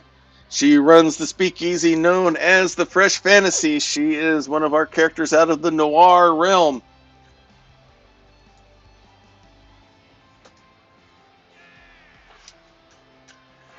She is Annabelle Duke. She will have her hands full here, but she says it's nothing worse than a frantic Friday night at the speakeasy. We'll see how these four competitors do. We'll see how they do compared to the ring. Minyoon's set, so is Lorana. Warble is ready, as is Annabelle. There's the bell. And looks like Minyoon and Mitlar are pairing off. And a big faceplant by Annabelle Dukes onto Lorana. She's going for some quick shock and awe. But kicks out. Warble and Minyoon going at it. Warble down at the moment. Picks her up. Snap DDT down. Now Lorana switches over to Minyoon. Sliding knee to the back. Warble back up to her feet. Goes after Lorana. Pulls her down. Minyoon goes after Annabelle Dukes, who appears to be down and out at the moment. Choke cold. Scissors. The ref doesn't see what's going on. Busy watching everywhere else. Annabelle not been able to get much going. Warble trying to put things together now. Annabelle looks to get some revenge. The nails down the back. Wraps her up. Pump handle lift into a slam. Meanwhile, Lorana's on Warble. Throws her across. Goes for a sliding knee, but doesn't quite connect. Annabelle goes right after Lorana. Whips her into the ropes. Warble catches Annabelle from behind as she was going after Lorana. Lorana thrown out of the ring. Minyoon grabs a chair, but Warble knocks it out into the ropes. Warble hits the ref. There's no law in the land for the next few moments as he gets back up and going. Annabelle Lorana going at it in the southwest corner. Warble all over Minyoon right now. Slams her down again. Goes outside. Looks like she wants to find some toys here. Picks up the chair. And now she's going to go join the others. Stands and watches. Minyoon comes up. Suicide dive. And Nate does a flying senton over the rope and nails Warble. Annabelle was trying to get some toys, but Lorana got in the way. Now Minyoon goes after her. Annabelle goes after Warble. Throws her into the wall. Lorana slowly gets up to her feet, then goes after Minyoon. Throws her into the ring. Annabelle goes after Lorana. Face plants her straight down. And then Warble spin slam as Minyoon watches. Now Lorana comes into the ring, catches Minyoon by surprise.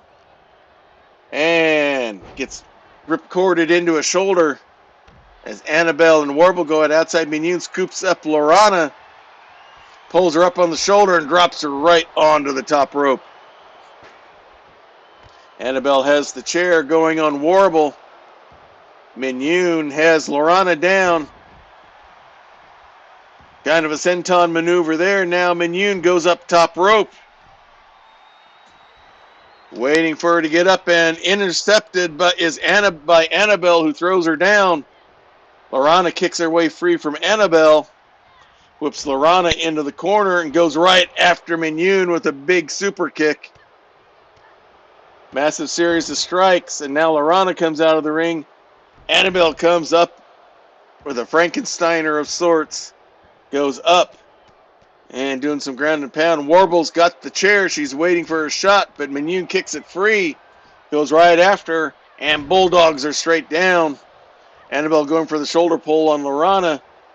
Minyoon rakes the back of Annabelle and now whips her into the ropes. Low dropkick right on the knee. Goes after Warble with a dropkick but misses. But gets her with a shot, and then Annabelle gets Minyoon from behind. Scoops her up. Choke slam down. Hooks the leg for the pin. Warble clotheslines Lorana as soon as she gets back in. Big stomps by Annabelle and a big knee from the Kenku, who now tries to drop kick but misses as Annabelle and Minyun are going at it. She's got the sleeper locked in, but not very firmly. Lorana floats over on the suplex attempt, but isn't able to take advantage. Warble wraps her up, hits her with the Warbler's call, but Annabelle goes right for her and is going to try to steal a pin. And Lorana is out. Warble hit the move, but Annabelle got the pin. Warble thrown out of the corner. Annabelle's got the chair, waiting, runs into the ref. Does Minyun. Warble gets chaired, but in the process, a nice springboard Pele kick there by Minyun has her wrapped up. Go. So we'll plug it in. Drop kick to the back by Minyun onto Annabelle. Pulls her up to her feet. Whip into the corner. Throws her back out. Springboards up. Hooks her up. Goes for the glitter blizzard and nails it. And we are quickly down to 2. Neckbreaker hooks her up and has her in the Underdark. She wants to go for a submission here to finish off Warble. Warble struggling, trying to get free. Now is able to get up and snapmares herself free. We'll see what underlying effects that's got. Forearm to the back, hard whip into the ropes. Pancake slam straight down. I think she hit the chair going down. Pulls Minyun up to her feet. Quick kick wraps her up. Slams her down. But only a 2 count.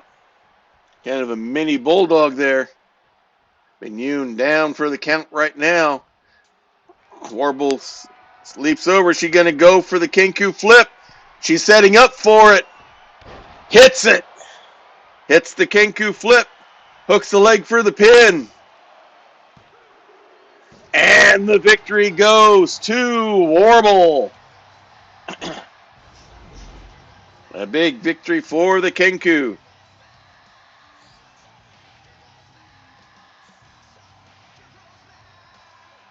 A lot of great action in this match. It didn't last as long as the men's, but still a very quality matchup here. There you saw the Kenku flip to end it.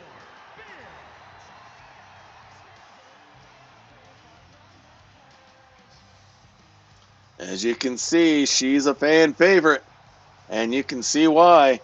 3.5 stars, still not a bad match. And now it is time for us to go into our championship matches here. Pardon my cough there, everyone. This is for the Knights of the Knights of the Realm Tag Team Championship. Our current champions are Scandalon, Obadias IV, and Othniel. They are the Paladins. They will be going up against the Brotherhood of Cthulhu, Lionel Hawk, and Zebulon Banks. 2 mental outlooks that couldn't be any more different if you tried. So this is going to be an interesting matchup here. Can the Paladins hold on to the belts? This will be like their second or third major defense of those belts.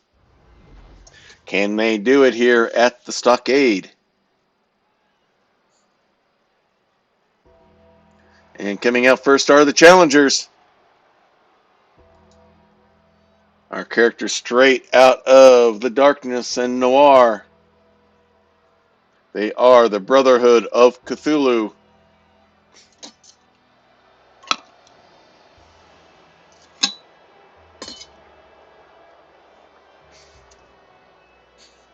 They are true believers and crusaders for the great old one. They feel we need to go back to those days and those ways. And they said they will bring you people in willingly or by force if they have to.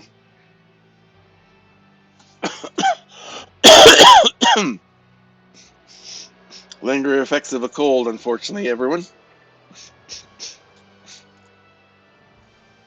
As they prepare themselves inside the ring, as you can see, they are not very popular.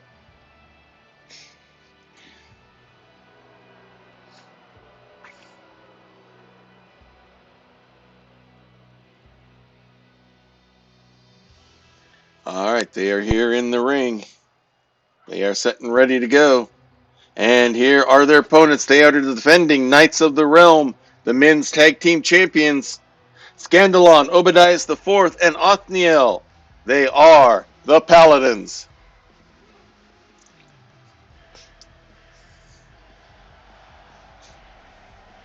Wearing their belts proudly. Their plans being to continue to hold those belts. The ring is their temple. They feel it is sacred, it is holy, it is to be protected and respected, and that all actions in the ring should be looked upon as such.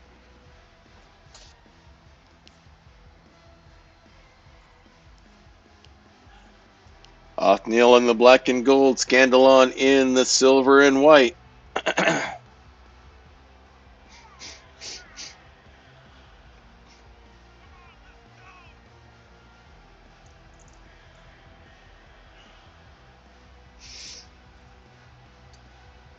As they both prepare to enter the ring.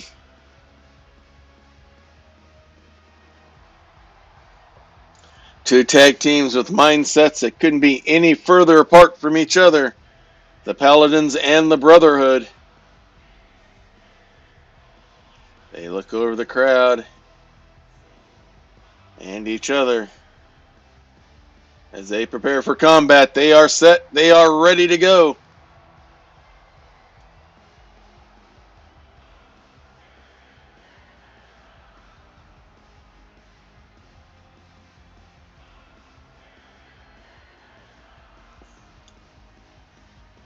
Alright, looks like they are ready to begin and defend those titles. These are the belts that they are defending, the Knights of the Realm. We will go back to the ring announcer. The following contest is a tag team match set for one fall and is for the Universal Tag Team Championship.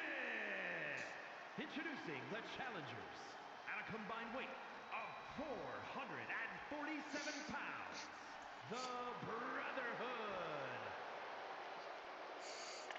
And their opponents at a combined weight of 453 pounds. They are the Universal Tag Team Champions, Imperium.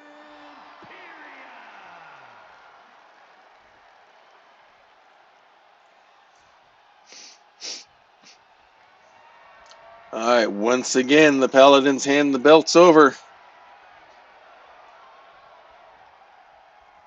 RF holding them up for everyone to see.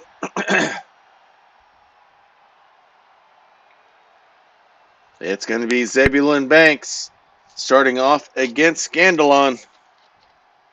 There's the bell, and here we go. And Scandalon goes right up, but is snatched up, and a spine buster there by Zebulon. Catches him by surprise. Quick strikes, and a side slam straight down. Brings him over to the corner, hard into the turnbuckle. Quick tag. Some double team action coming up here. Hard whip into the ropes. Double back body drop. They're known to execute that to perfection. Big elbow drop. Measures it again, and another elbow. Grabs the arm, slams it down. He's going to go upstairs already. Othniel tries to interfere. The ref pushes him off, chases him off. Big body splash from the top rope by Lionel Hawk. On to Scandalon, pulls him up. Codebreaker right to the face. Othniel begging for a tag.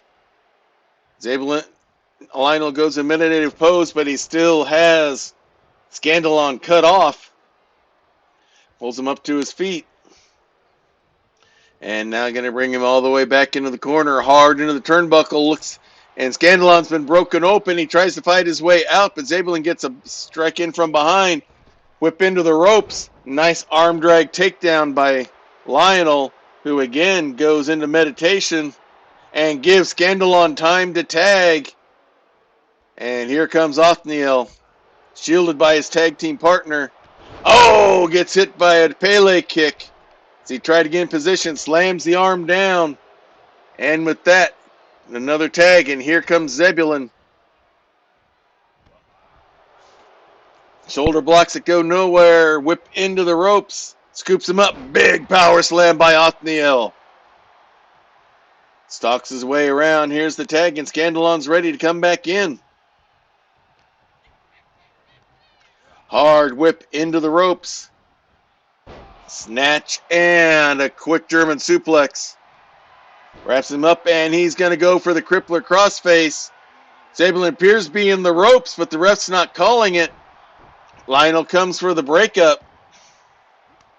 And Zabelin comes back with some quick uppercut strikes. Has the punches going.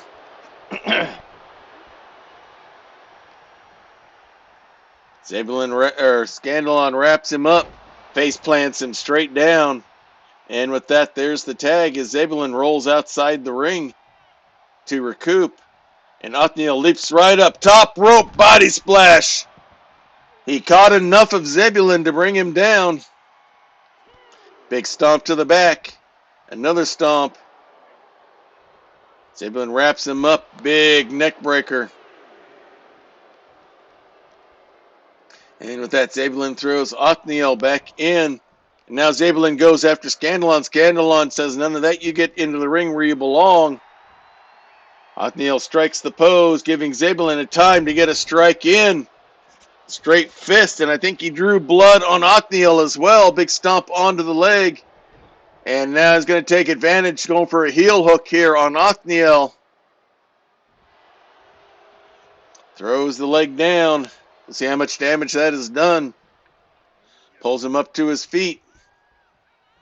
And now brings him into the corner. Both Paladins are bleeding at this point. Quick tag. Hard whip into the ropes. Double back body drop again. Lionel strikes the pose, allowing Othniel to tag. And here comes Scandalon. Quick strike. And he's going to try to cast the sleep spell onto Lionel. Has him wrapped up. Lionel elbows his way free, bridges out, has Scandalon down in a pin position, requiring Othniel to come in, save the day for the moment. Both men up to their feet. Lionel whips Scandalon into the corner, pulls him out. He's going to go for the Arkham drop and hits it. The dark drop, but no, does not get the pin. Othniel tries to help. Zabelin whips him out of the ring. Scandalon takes advantage and rolls out of the corner. Suicide Senton nails Scandalon. These guys are just all over the Paladins. They've been doing their preparation well. Hard into the ring table. Meanwhile, Othniel and Zabelin going at it outside. Scandalon not moving very close. They have to remember a count out does not get you the belts. Scandalon comes in as Lionel's distracted by Othniel. Now he's back in. Everyone's back up. Nice sling blade by Lionel. Big stomp to the arm. Elbow drop.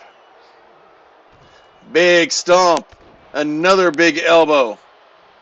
And with that, backs off, and here comes Zabelin Banks back into the ring. Strikes his meditative pose, and now goes right to the ground and pound onto Scandalon. Big stomp. And with that, a quick tag, and here comes Lionel Hawk back into the ring. He checks where Othniel is. Strikes his pose again, and now comes after Scandalon, slowly getting to his feet. Big forearm strike right to the head, and now he's going to go right for a pin. Othniel there to break it up. Zebulon chases him off. Lionel chastising Scandalon, and now Zebulon Banks, who's not the legal person in the ring, deadlift shoulder drop. Goes out of the ring. The ref doesn't do anything about this one. Codebreaker again onto Scandalon by Lionel. The ref is letting the Brotherhood get away with a number of things here. Sets him up into the ropes. Low drop kick right to the face. You gotta wonder if they got some sort of spell on her. Pulls him up. Slams him right down. The great old drop. Othniel again breaks up the pin. Lionel waits for Scandalon to get up. Wraps him up. Great old drop again. Hooks the leg. Again, Othniel for the save. And Scandalon looks like a mess right now. Another elbow drop by Lionel. And now he'll tag, bring in Zebulon. The Paladins are not looking good right now at this point. And Zebulon's just kind of standing over Scandalon, waiting, maybe summing up what's going on before he brings him to his feet. Strike, but no, Scandalon blocks, get a forward arm shot, big knife edge gauntlet chop, another one.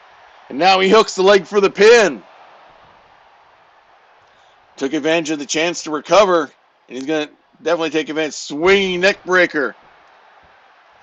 Are the Paladins mounting a comeback here? No, Zebulon picks him up. Choke slam. He's got him locked into the tentacle vise. Othniel tries to break it, and it finally does. He's chased off by the ref. Scandalon tries to mount some offense. Kicks to the leg by Zebulon onto Scandalon. Wraps him up.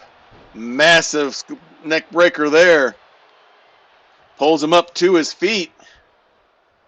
And now brings him in the corner. You got to wonder about the ref allowing the Brotherhood to have a lot of lay room, but chasing off Othniel. Back body drop again. What works? Keep it going. Scandalon rolling to the side. Let me get positioned to get a reprieve or a tag. But a big spear onto both Paladins. And Lionel goes right after him, scolding Scandalon. Othniel still down. I think he hit his head good. Big double stomp onto the arm of Scandalon by Lionel Hawk. Pulls him up to his feet. Again, big series of kicks to the legs. Shot to the gut. Now Othniel's back up onto his feet. Lionel back inside the ring. Now comes back in to reset the count. Pops back out again. And now goes after Othniel. Does the rope drop. Othniel still down. Now Scandalon back up to his feet. No one to tag to. Lionel takes advantage. Hard whip into the ropes. The Arkham Stomp. Pulls him up to his feet. Brings him into the corner. Hard into the turnbuckle. Elbows his way free, but Zebulon gets a cheap shot in from behind. Scoops him up. Over the shoulder drop. And there's the tag, and in comes Zebulon. Stares Othniel down, and now goes for the ground and pound on Scandalon. Big stomp to the gut. Pulls him up to his feet. And brings him into the corner again. Hard slam into the turnbuckle. Quick tag. Are we going to see the double back body drop again? Nope. Double shoulders. And Lionel is going up top. Goes for the stomp, but Scandalon's ready. Drop kick from behind. He's going after Lionel. He's not going for the tag quite yet. He's been in there for quite a while. Wraps him up. He's going for the power bomb. Schoolboy roll up. But no, Lionel kicks out. And now it's Scandalon doing the scolding. And with that, he'll go to the corner and tag. And in comes Othniel. Big flurry of kicks. Othniel catches one and gets the kick in on his own. Lionel still in control here, now bringing Othniel to the corner, hard into the turnbuckle. Quick tag again. Double whip into the rope again. Big double elbow shot. Zebulon goes right after Scandalon as Othniel rolls outside of the ring. Scoops him up and a backdrop right onto the ring apron. Leg drop, but he misses. And now he goes after Othniel. Diving headbutt misses. Othniel scolds him, but instead Zebulon scoops him up. And it's snake eyes onto the ring apron. He's got to get Othniel back inside the ring before the count of 10. And does easily. Comes back in. Pulls Othniel up to his feet. Choke slam down, and he's locking in the tentacle vise. Going to try to make him tap. Othniel, Scandalon trying to kick and get his partner free, and finally does. And the ref is chasing him out. Waiting for Othniel to come back up to his feet again. Swing and a miss. Othniel gets free. Kicking the legs of Zebulon. Pulls him up. Spine buster. Pulls him up to his feet again. Scoops him up. Fireman's carry. The slam down. Into the mace. Hooks the leg. Goes for the pin. But no. Zebulon kicks out. Pulls him up to his feet. Quick kick. And hits the glaive. Hooks the leg again. But Zebulon kicks out. Lionel there for the save as well. Zebulon pops right back up. Swing and a miss by Othniel, who gets a quick chop in. Going for a DDT, but Othniel fights his way loose. And kind of a modified hip toss there. Zebulon pops right back up. Whip into the ropes. Scoops him up. Big power slam by Othniel. Grabs him by the legs, preventing the tag. Big stomp to the back of the hamstring. Now hooks the leg for the pin. And Lionel breaks it up just in time. Pulls him up to his feet. Fireman's carry again, but Pyle drives him down. Goes for the pin, but again, Lionel for the save. He went for the halberd this time. He's pulling every single weapon out of his arsenal. Zebulon still down. Othniel pulls him up to his feet. And now brings him into the corner, hard into the turnbuckle. Zebulon gets his way free. Scandalon gets a strike in. Quick kick by Othniel. Drop kick brings Zebulon down. As Zebulon tries to get to the corner for the tag, and Othniel appears to be letting him. As he flexes for the crowd, and here comes Lionel Hawk. Hard whip into the corner. Pulls him out. He's going for the dark drop. Nails it. Hooks the leg for the pin. Scandalon coming for the save, and he's there. Lionel waits as Othniel rolls outside. Lionel waiting. Suicide senton, and he nails it again.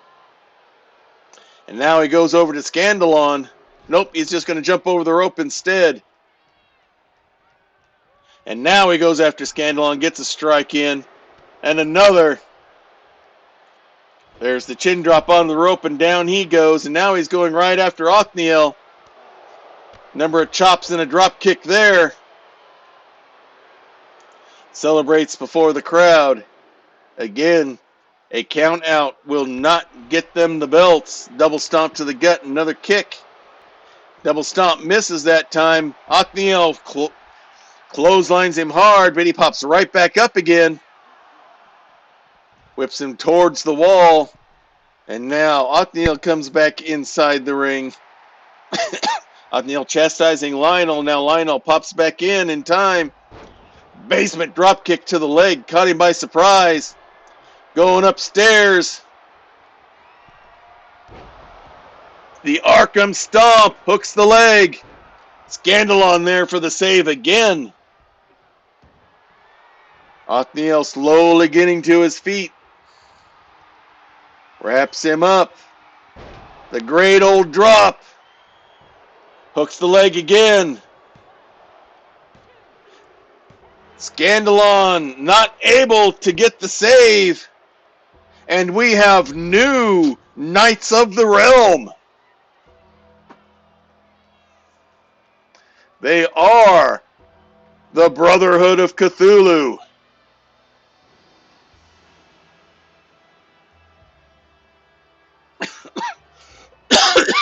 The Paladins threw everything they had. The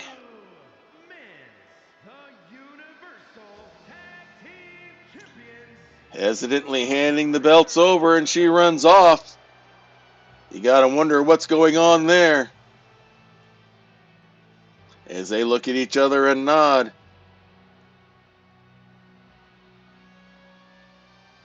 We have new tag team champions.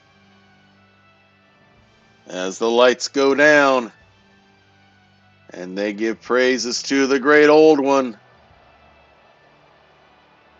As you can hear, the crowd is stunned at this loss by the Paladins here to the Dark Brotherhood. 5-star match. They don't get better than that.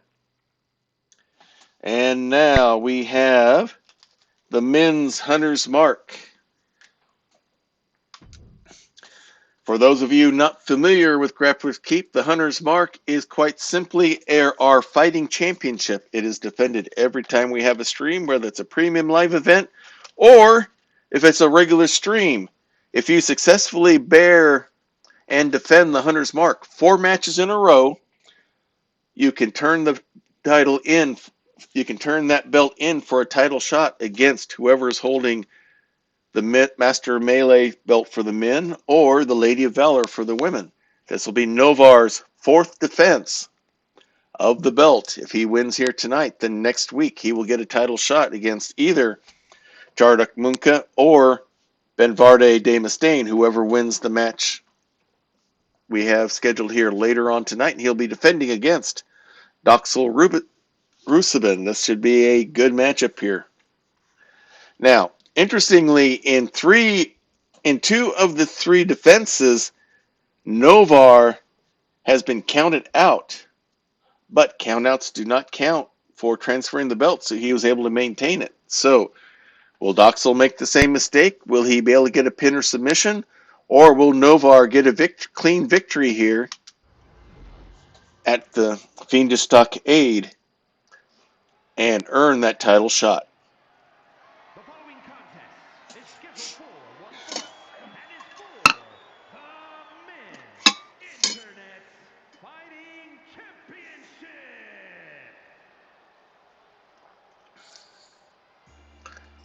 Coming out first is the challenger, Doxel Rusabin. He is a red tiefling blood hunter.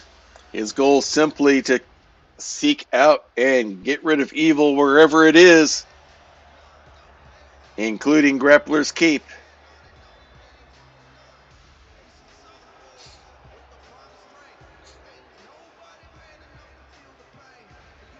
Making his way to the ring, he would love to get the Hunter's belt back around his waist and get the victory here and have a chance to earn that title shot himself.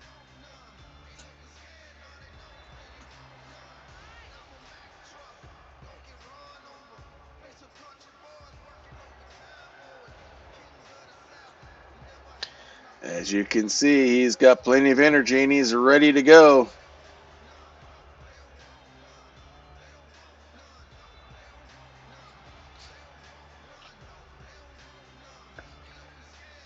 Let's see if he can do it against Novar.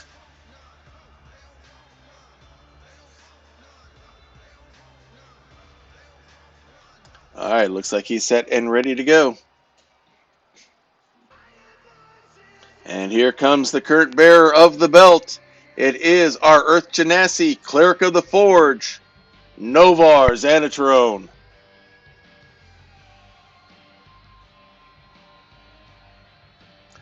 Cleric of the Forge, expelled from the temple because he refused to use inferior products and materials for the blessed weapons that he makes, and now he carries a chip on his shoulder the size of the Warhammer, even bigger than the Warhammer he has tattooed onto his shoulder. It is Novar Xanatrone, his 4th time bearing the Hunter's Mark. Will it be successful?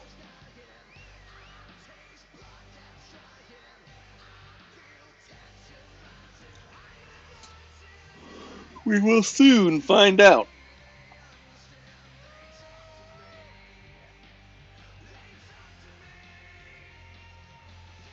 Makes his way into the ring.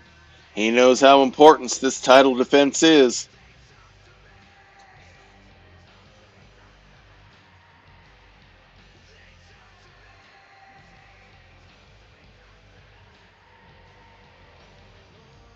Holds the belt up high for everyone to see.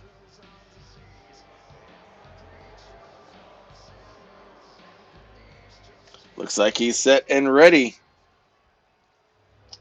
And here we go. This is the belt that they are competing for here tonight. The men's Hunter's Mark. Back to the ring announcer. Introducing the challenger from the pits of hell, weighing in at 219 pounds, Doxel Rusabin ready to go. and his opponent from Babylon, weighing in at 216 pounds, he is the men's Internet Fighting Champion, Nomi Xander Troy. Novar Xanatrone holding the belt up high for everyone to see before he slings it over his shoulder. This is his 4th time handing it to the ref. He's hoping to get it back a 4th time and earn that title shot. Doxel has other ideas. Our ref holds it up for everyone to see.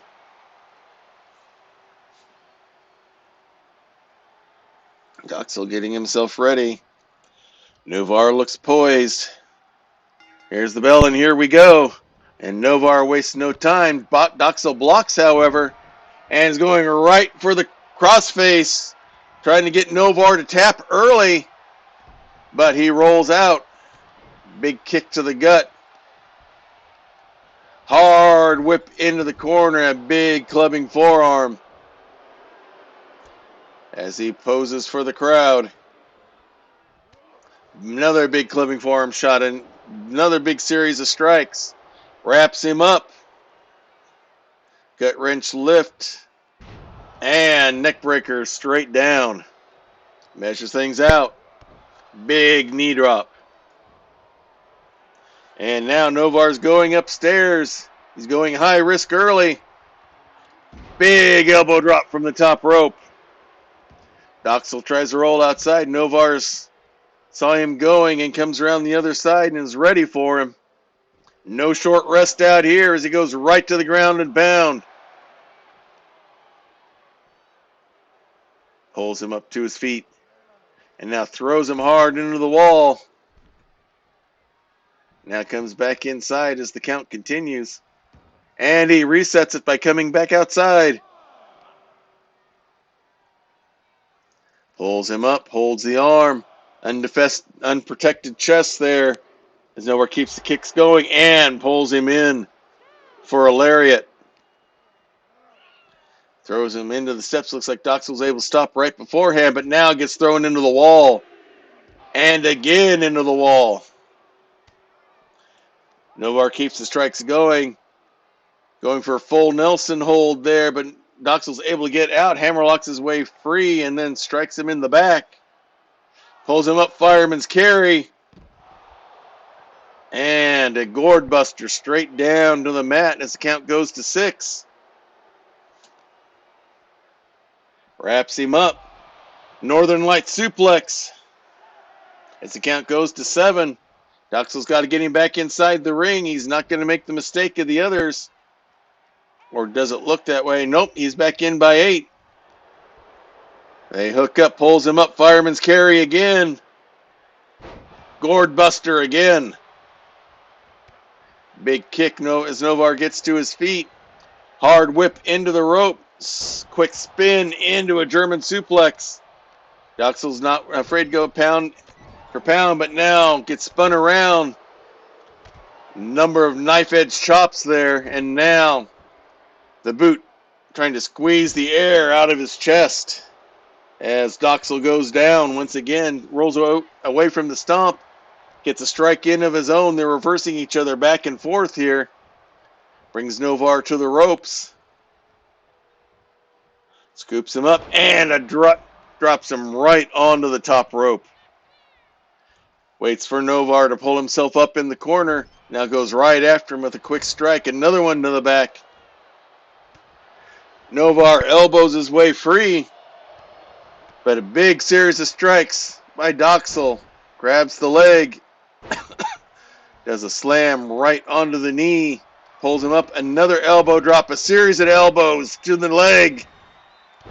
Taking that foundation away from Novar. Now he's going up top.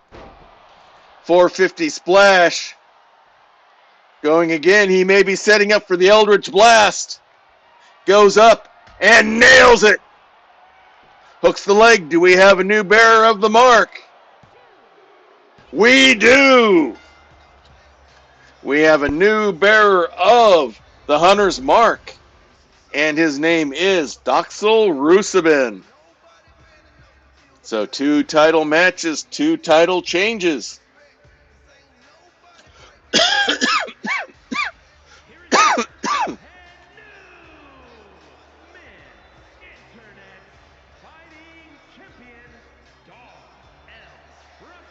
Holding it up high. He's held the belt before, and he'll try again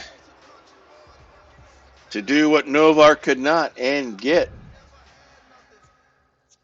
the 4 consecutive wins. And now we will have the women's version of the Hunter's Mark, as Goldie Boone will be going up against Jayla Fast Shadow. Goldie is out of the Weird Wild West.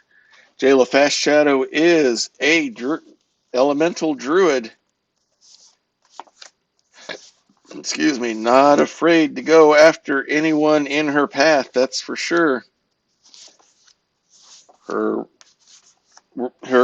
outlook is I will cleanse and purify everything, even if it requires fire.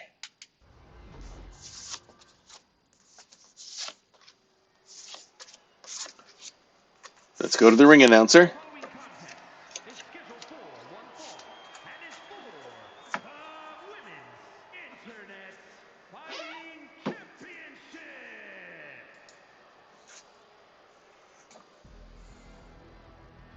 All right, coming out first will be Jayla Fast Shadow.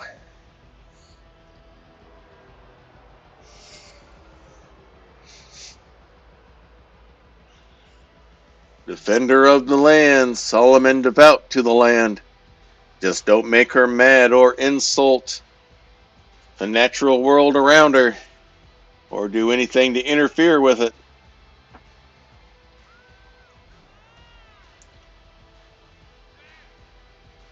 Carrying her torch down to the ring proudly.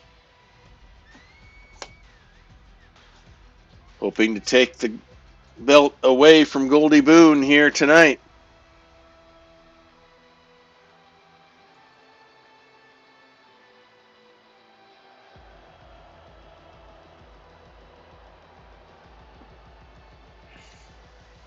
Makes her way into the ring.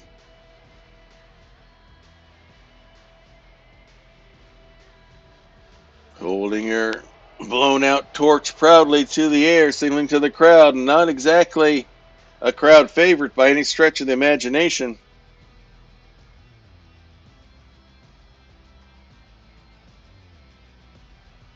And looks like Jayla is set and ready to go. Our Halfling Druid is set.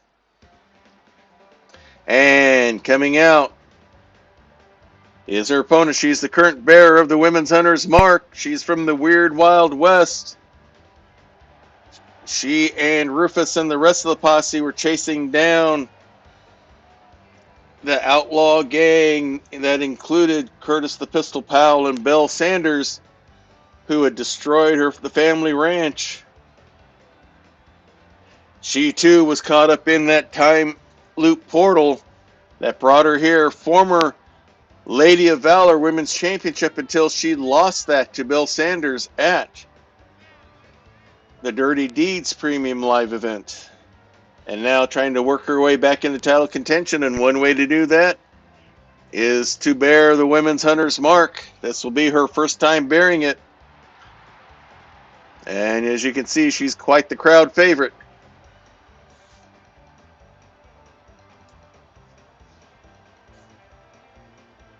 And looks like she's got herself set and ready to go. And again, this is the belt that they are competing for, the Women's Hunter's Mark. Introducing the challenger from the Garden of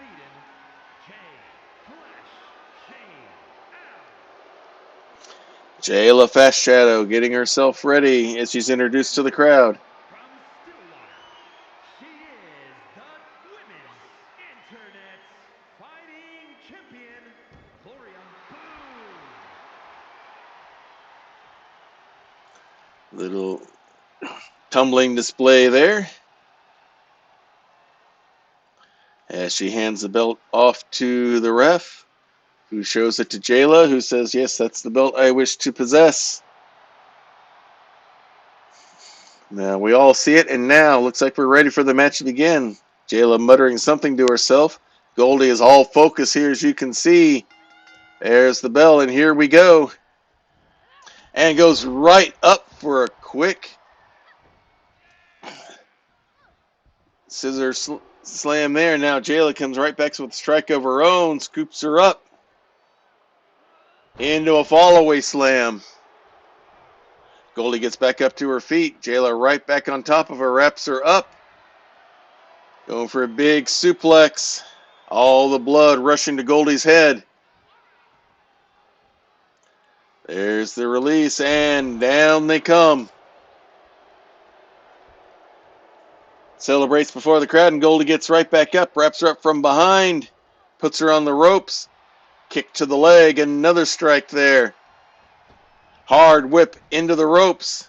The ref got in the way of whatever Goldie had planned. Goes up cartwheels, and now goes for the tornado spin and slams her down. And now a series of kicks and chops. Big elbow shot. Hard whip now. Jayla reverses it. Series of moves there by Goldie. Converts it into a drop kick, catching Jayla totally by surprise. As she gets to the corner, alley-oop pull out into a sit-out powerbomb. But only a 2 count. Goldie thought maybe she had some shock and awe there. Double leg drop right onto the solar plexus. Kick misses there. Springboard again, and she's going to go for that tornado spin again. It worked once. It may as well try it again.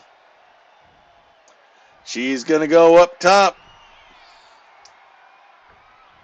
Goes up, Hurricane Rana, hooks the legs for the pin. But only a 1 count. Waits for her to get up. Big stomp. Stalks around her, waits for Jayla to get up. Pulls her up. Big forearm strike, and down she goes. Wraps her up, a quick snap DDT. Gets in position. Pulls Jayla up, and a big forearm shot to the head once again. Waits for Jayla to get up. Nope, a big stomp on the arm instead. Wraps her up. Another snap DDT. And now elbow shot right to the crown. Pulls her up. Big roundhouse kick there, and a big series of strikes. Another kick to the gut, grabs the arm. Greco-Roman knuckle lock there. Brings her to the corner. Goes for some old-fashioned rope work there. Into an arm drag throw. Waits for her to get up. Wraps her up. And hits the goat roper. Flips her over, hooks the leg for the pin. And kicks out at 2. Goldie thought she had it right there. Pulls her up to her feet, wraps her up again. Hard whip into the corner. But Jayla's ready. Elbow shot, and now she gets the strikes in. Backs up. And a big running clothesline, and down goes Goldie. Pulls the arm up. Big stomp right onto the triceps. Quick kick to the face. Gets Goldie free as Jayla rolls outside the ring to try to regroup. Goldie waits no time, rolling senton from the top rope down and nails her. Pulls her up to her feet. Sling blade, nicely executed into a shotgun drop kick. Stomp misses on that one. Jayla's ready for her. Hooks her up. And going to go for that delayed suplex again. She's got her by the belt loop, it looks like. And now releases it onto the hard ground there outside the ring. Pulls her up to her feet. Throws her back into the ring. And then celebrates as Goldie gets back up to her feet and is ready. And Goldie's ready for quick kick. Greco-Roman again. She's going to go up on the ropes. There's that arm throw again. Nicely done. Pulls her up. Quick series of kicks to the head. Hooks the leg for the pin. Will this end it? No, Jayla kicks out. Goldie thought she had it there. Waits for Jayla to get up. Shotgun drop kick. Celebrates for the crowd a little bit as Jayla gets up. And now brings her over to the ropes. Now whips her across. Drop kick misses. Jayla's able to stop herself on the ropes. Goldie goes right back after her go. Hard whip in the corner. Big running elbow shot. Jayla's down. Big stomp to the chest. Springboard leg drop. Using the ropes right there onto the ring apron, Goldie walks her way around. Not going for the pin for some reason. Leaps back over. Standing shooting star press, but Jayla got the knees up, was ready. Shotgun drop kick of her own. Flexes for the crowd. Goldie back up onto her feet. Is able to take advantage.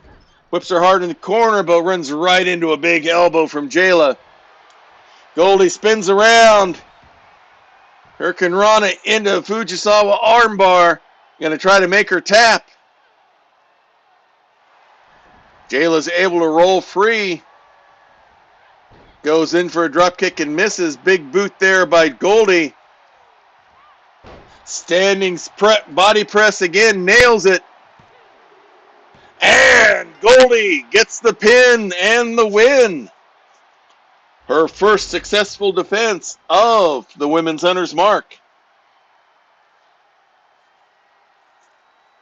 A big win there for Goldie Boone.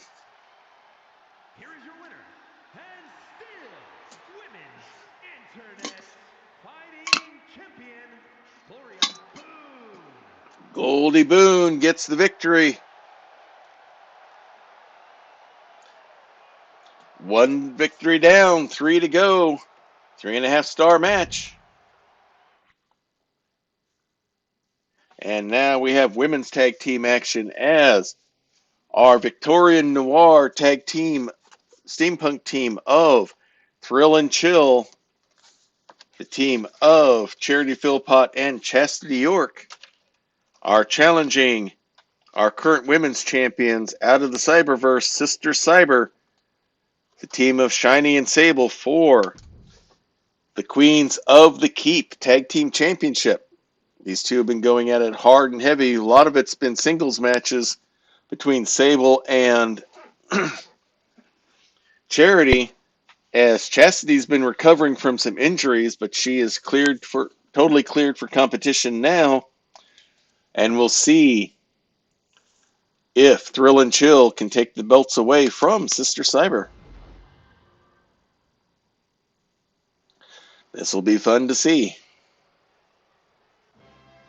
Coming out first are the challengers, Charity Philpott and Chastity York. Straight out of Steamroll. Oh, we have a raid! Praxagor Thesmophoria is coming in with a raid here tonight. All right, launch the trebuchet and get the crossbows going as we prepare a shout out here for. Helps if I learn how to spell.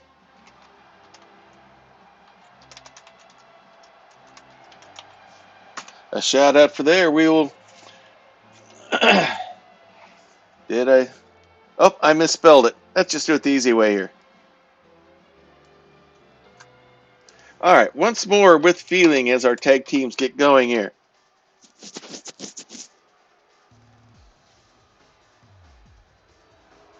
Oh, and an ad break is going. And it's not doing my shout out for me as I would like. But as you can see, Sister Cyber is making their way out. Sable is a master of cyber implants. She's rescued Shiny from death, and is the only person that's Sable trusts. She's gets the cybernetics going, and now Shiny comes to life. Yes, feeling much better now, feeling better today than I have in many days. Be totally honest. The cough and the congestion are better than they have been for many weeks. So thank you for that raid, Prax. I hope the book club went well tonight. I was going to plan on raiding you, but we're going longer than planned, but that's not too unsurprising considering that we are doing our premium live event. This is the Fiendish Stockade. As you can see, Shiny wearing that belt for the Queens of the Keep.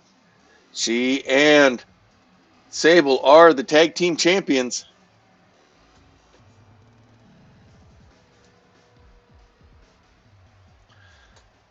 So thank you all for coming in. As you can see, this is the belt that they will be competing for. This is the Queens of the Keep, the ladies tag team, and as the ad break ends, let's go to the ring announcer.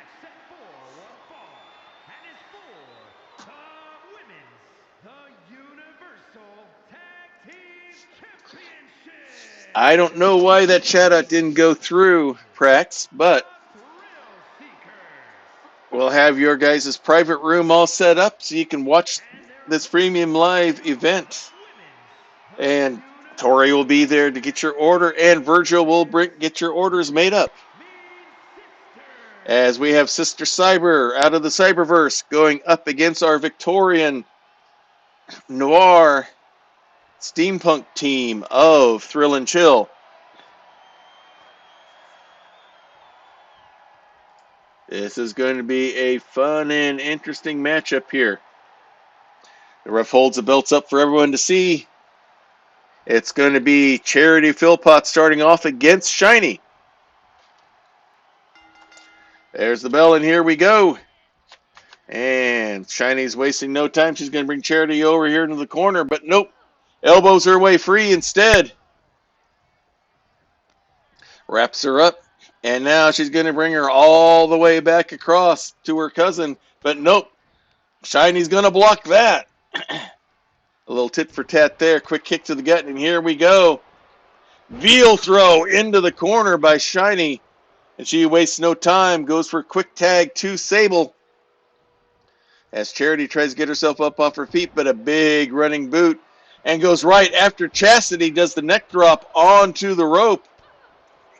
And goes right after Charity. Throws her down. Big kick to the back. Big elbow drop by Sable. Backs up as she makes plans for her next moves as Charity gets to her feet. Big clothesline, and out she goes. Chastity's back up on the ring apron now. And now she goes after Chastity again. Big series of strikes, the neck drop again. As the count continues, and now Sable will tag, and in comes Shiny. Charity's up to her feet. Shiny there waiting for her. And she gets whipped into the ropes. Big running knee shot, a big kick strike there. Big forearm shot. And now ripcorded into a drop kick, and with that, Charity will tag, and in comes Chastity York. Hooks the arm, and Shiny throws her down. Nice little leg work there, and a big drop kick. Stomp to the back by Shiny, onto Chastity. Has her by the arm, and a monkey flip into the corner. Not afraid to do it right in front of their opponent's ring partner. Grabs her by the arm again. Charity tried to sneak a shot in. Shiny missed, and Charity went right into the corner there. And now Chastity gets herself free. Does not want to walk her way across. Tries to get a strike in, but Shiny retaliates. Ooh, skullcracker right into the knee. Quick tag. Looked like Shiny was thinking about tag, but now sees Charity coming in. And a flying 5-arm there. Gets Charity down, whips her into the and over the ropes. Comes outside, and Chastity goes right after Shiny. But a big knife edge chop there. Now Charity taking possession here as Chastity watches. Quick snapmare, kick to the back. Double stomp to the gut. Pulls her up to her feet. And throws Charity down the way to the corner. Sister Cyber has the champion's advantage. A count out will not cost them the belts. Drop kicks Chastity off the ring apron. Here comes Charity with a big running boot of her own. Big strike in the corner. Has her trapped where she wants her. Grabs the leg. Kicks it there undefended on the rope. Pulls her away. Hard whip into the other corner. Big stomp to the gut, it looks like. Another stomp to the chest. And now just raking those boots across the forehead into the ropes. And another big running boot. And with that, there's the tag. Both sides tag. And now Sable's back in against Chastity. Drop kick misses. Sable gets a shot into the back. Slams her down. And hooks the leg for the pin. But Chastity kicks out at 2. Big kick. Sable starts to celebrate, maybe a little early. Measured elbow drop there. She goes outside, waiting for Charity to come to her. Springboard drop kick, but misses badly. Chastity still trying to get all the marbles in place. Grabs the arm, hammerlock, wraps her up into a reverse DDT. Goes onto the ropes, and the drop kick again. This time it hits. Hooks the leg for the pin. Shiny blocks Charity from getting there, but Chastity kicks out anyway. Big punch shot there. Chases off Charity. And Sable's going up top. Looks like she's going for the kinetic elbow here, maybe, as she waits for Charity getting up. Now she's going to get back down as Charity gets in the way. Wraps her up from behind. Hard into the turnbuckle. Quick tag. Double team coming here. Hard whip into the ropes. Toe drop takedown and a big elbow drop to the back. And Shiny goes after Charity, but Charity fights her back on her own, but gets shoulder blocked onto the mat.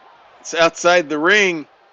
Meanwhile, Chastity is down on her back outside the ring. Shiny finally sees where she is and goes after her. Scoops her up. Backbreaker. And another backbreaker and drops her down. Now is going back into the ring. Charity tried to get a cheap shot in. Shiny took a swing as well. Now that she goes back into the ring, has her focus on Charity as Chastity comes in. And when I knew she was coming, but Chastity got the strike in. Double Greco-Roman lock. Flip into a suplex there, and there's the tag. Shiny goes out, comes back in, and Charity's waiting for her. Nice headlock slam there. But a quick snap mirror by Charity. Goes for the double snap and hits it. Shiny goes outside, goes after Chastity as Charity watches. Has her up. Power bombs her into the ring apron. Now spins her into it. Charity trying to get the crowd going on their side as Shiny watches. Chastity down on the mat. And Shiny takes advantage. Wraps her into an abdominal stretch. Either trying to slow her down or maybe get the submission here. Holding it good, but now Charity punches her way free, gets up. Leg scissors, rolls it in to get free. Big forearm strike there, and now Chastity comes back in. Shiny waiting for her. Hard whip into the ropes. Spins her over into a rolling neck breaker. Hooks the leg for the pin. But no, only a 2 count. Grabs the arm, wraps it around over. Traps it down on the mat and stomp right onto the shoulder. Pulls her up. Has her by the head, veal throw over her shoulder across the ring. Showing some strength there. Pulls her up. Wraps the arm up in an arm slam straight down. Has a hold of it. Going for the Fujiwara arm bar. Going to try to make Shiny tap out. Now she releases it.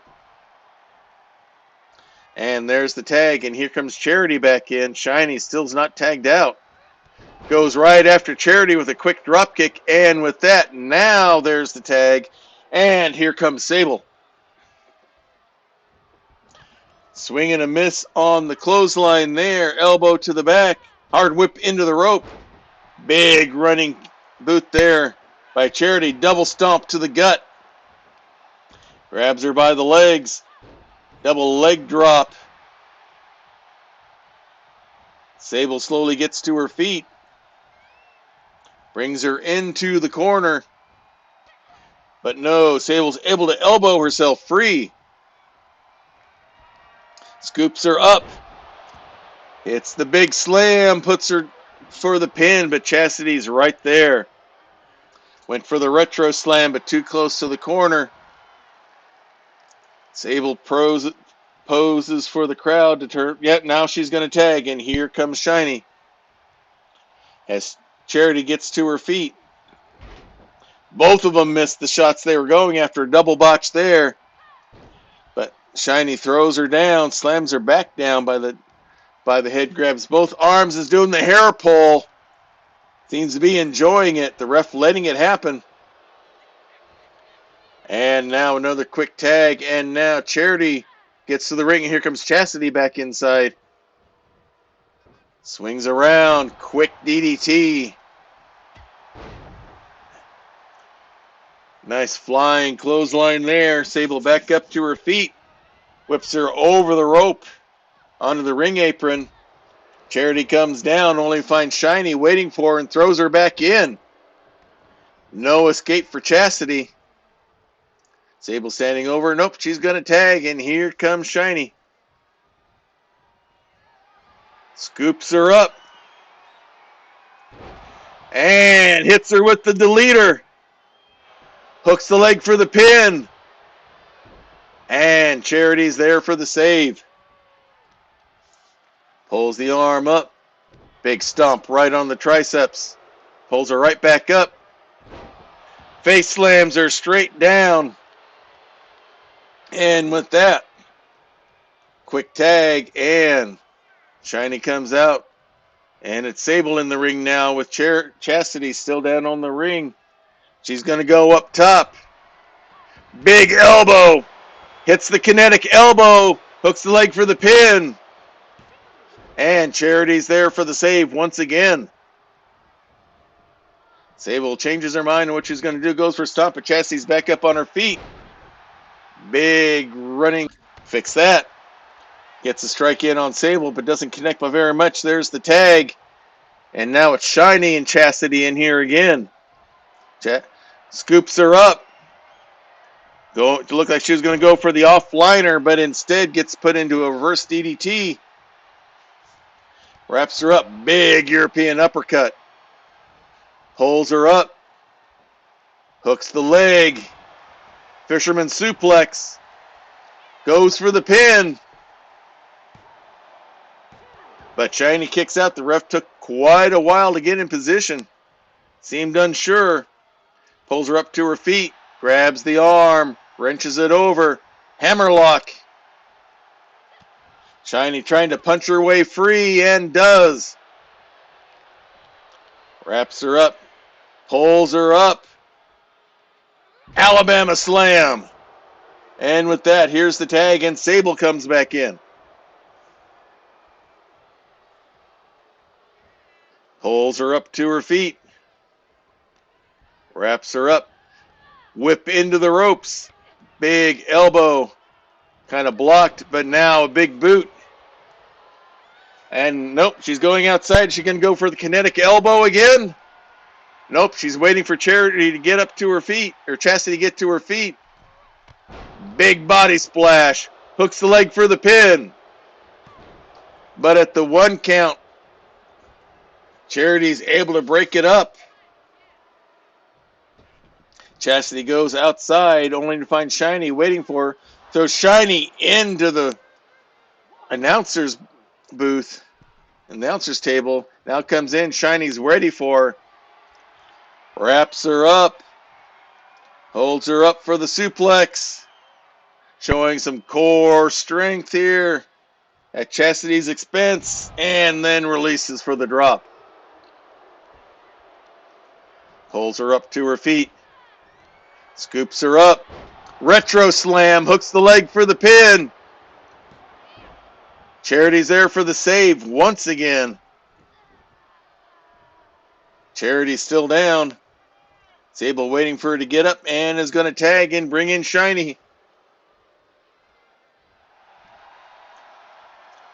Mocking Chastity there, but Chastity gets a quick kick to the gut. But Shiny whips her into the ropes. Pulls her up, back body drop. Hooks the leg for the pin. And Charity again is there for the save. Shiny mocks Chastity there on the ground. Stomp to the head. Another stomp to the head. And now goes to the corner. Here's the tag. Shiny checks to see where Charity is. And now is going upstairs. Hits the kinetic elbow. Hooks the leg again. And just in time, Charity's there for the save. Sable thought she had it right there. She's wondering what she's got to do to put this team away. Big stomp to the face. Pulls her up. Chastity's ready. Nice dragon screw reversal. Knee drop of her own. Pulls her up. Neck breaker by Chastity. Grabs the arm. Worked wrenching it all the way around. Probably trying to set up for the lever with that one. Nice single leg takedown there by Chastity. Big stomp. And with that, she will make the tag, and here comes Charity. As Sable gets to her feet, quick kick. Flips her over. And she's going for the steam. She's got the cincher locked in, trying to get the submission.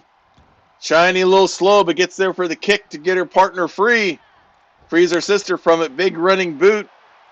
Shiny's not the legal person in the ring. It's Sable. But Chastity throws her down on the ring apron as Sable tries to recover outside. There's the tag. Here comes Chastity back in. Sable's back inside the ring now. As Thrill and Chill trying to keep some momentum going here. Big series of strikes and a clothesline. Going upstairs.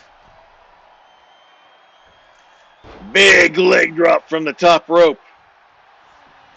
Hooks the leg for the pin. But no, Sable kicks free. Thrill and Chill thought they had it there. Works her way around, and she's going to go for a tag. Here comes Charity.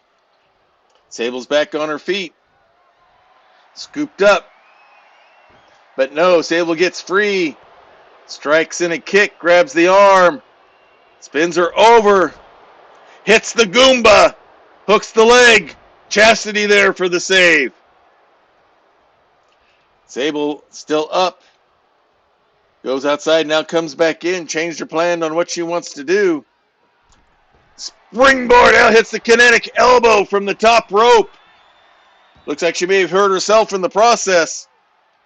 Both of them are down. The ref has not started a 10 count. Nope, because Sable's getting back to her feet. Mocking her to get up. Wraps her up and now takes her into the corner, hard into the turnbuckle. Charity tries to elbow herself free. Shiny gets a shot in, cheap shot in from behind. Pancake slam there onto Charity, and now Sable will tag, and in comes Shiny once again. Pulls the arm up. Big stomp right onto the tricep. Quick kick, though, by Charity. Gets herself free. Here's the tag as Shiny gets back up to her feet, and here comes Chastity. Runs in for a clothesline and misses. Rake of the nails down the back. Grabs the arm, slams it again, and a kick to the back. And there's the tag. Sable back inside the ring, checks to see where Charity is. Pulls her up. Pulls her up by the head and slams her straight back down again. Big kick to the back. Pulls her up. And gonna slam her down again. How much more can Chastity take? And another slam. And with that, she's going to go upstairs. This is going to be another kinetic elbow. Nope, she's waiting for Chastity to get to her feet. And a double axe handle from the top rope. Goes upstairs. Springboard into the kinetic elbow. Hooks the leg again. And Charity's there for the save.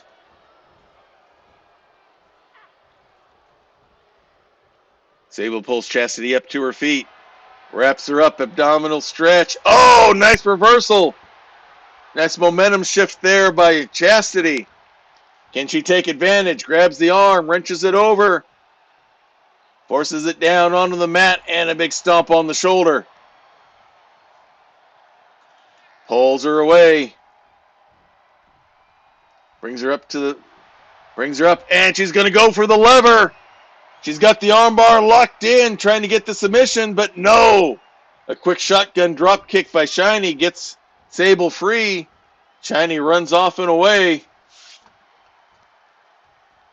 Chastity grabs Sable by the arm and leg, trying to pull her away now. Instead, she's going to go for the gearbox. Try for the submission on the legs. Shiny nowhere to be seen. Now she breaks it. Breaks the hold, goes for the pin. And there's Shiny for the save once again. This is the match that'll never end, people. And she's going to go for the lever one more time. And Shiny is there again with the shotgun drop kick. Chastity goes after, celebrates, giving Sable an opportunity, wraps her up. Again, showing that core body strength. And releases the suplex. All the blood rushing to the head. She rolls out of the ring, and with that, Sable will tag, and Shiny comes back in again. Shiny goes after Charity, but two quick knees stops that. Now here comes Chastity. Shiny's ready, though. Grabs her up, and an Alabama slam once again. Grabs her by the arm, pulls her up to her feet. And now is going to bring her all the way across. Hard into the turnbuckle. Some double team action coming. Double whip into the rope. Double back body drop, and down comes Chastity. Sable goes right after her. Double hook. Pulls her up into the glam slam. Flips her over by the legs. Grabs one. Knee right to the hamstrings. Again. A third time. Both of these teams of ladies going at it hard. Picks her up by the neck and slams her down, mocking her to get up. She's going upstairs again, waiting for her to get up. As Chastity gets to her feet, double axe handle again. Grabs the legs, but Chastity kicks her off. Goes for a stomp. Poses to the crowd for just a moment.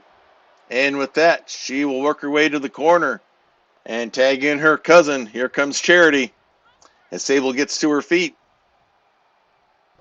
Kick to the gut, another series of kicks. Sable was ready. Big forearm strike, flips her over, hooks the leg. This time Chastity with the save. Big stomp to the back. Pulls her up. Charity's ready though. Big jawbreaker. Big forearm strike. Holds that arm out. Chest undefected. Big series of kicks.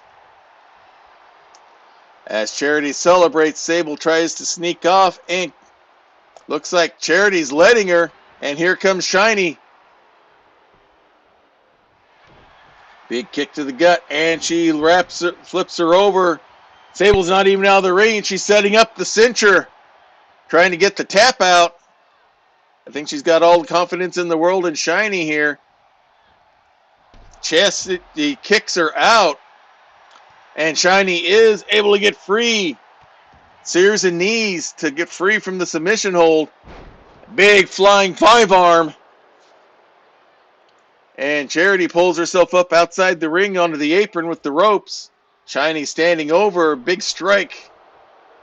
Another big strike. Another one, and down she goes. Both her and Sable are down outside the ring. Now Shiny goes after Chastity, who strikes back. Suicide dive, and Shiny just nails Chastity. Knee drop as the count goes to 2. Now Shiny goes after the legal person. Shotgun dropkick misses. She rolls out of the way, and hard into the ring post goes Shiny. Thrill and Chill has to remember a countout will not get them the belts as she goes after Sable. Sable shoots back.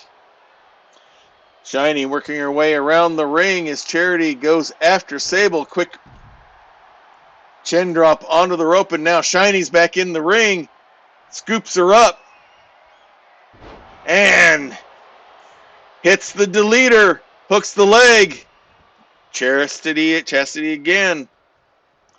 There for the save. Waiting for her to get up. Scoops her up. It's going to go for the offliner, it looks like, and hits it. Hooks the leg for the pin all the way across the ring. And Charity's able to grab onto the rope. Overall, IbiCon 23 is a good game. The last couple of updates have messed up some of the stuff with the custom videos and stuff like that, but overall it's pretty good. I'm in the process of setting people up for 2K24, all these wrestlers up in 2K24 as Sable goes to the top rope. The kinetic elbow misses, nobody home. And with that, Charity goes to tag, and here comes Chastity.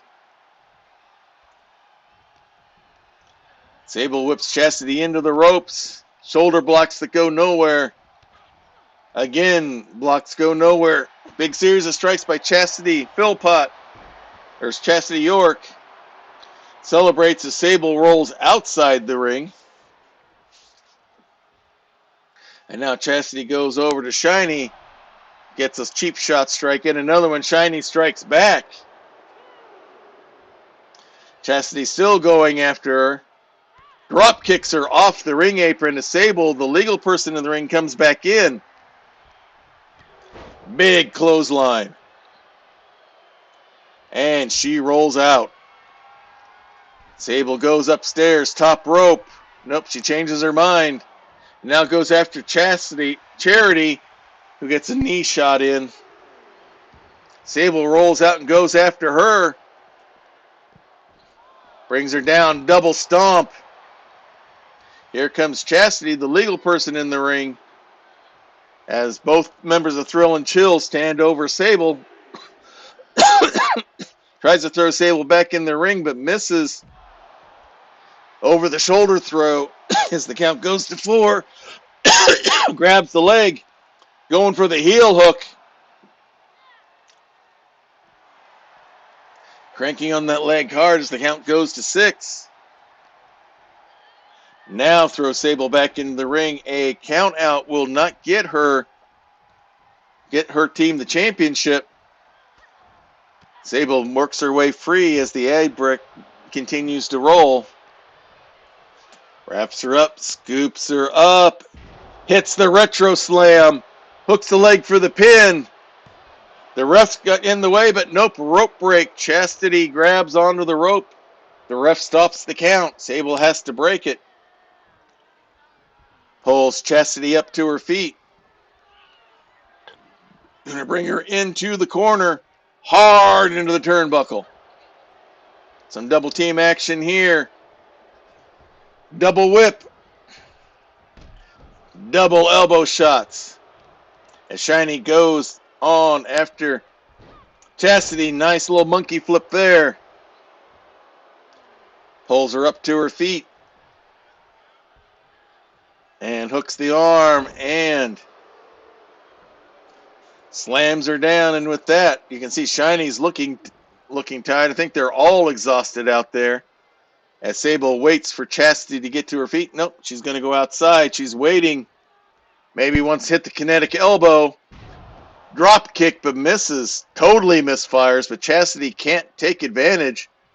Barely on her feet. Gets pulled into a lariat. And now, as the ads end, springboard drop kick misses. Can Chastity take advantage? No. Kick to the gut. Clothesline misses. Big strike by Chastity. European uppercut.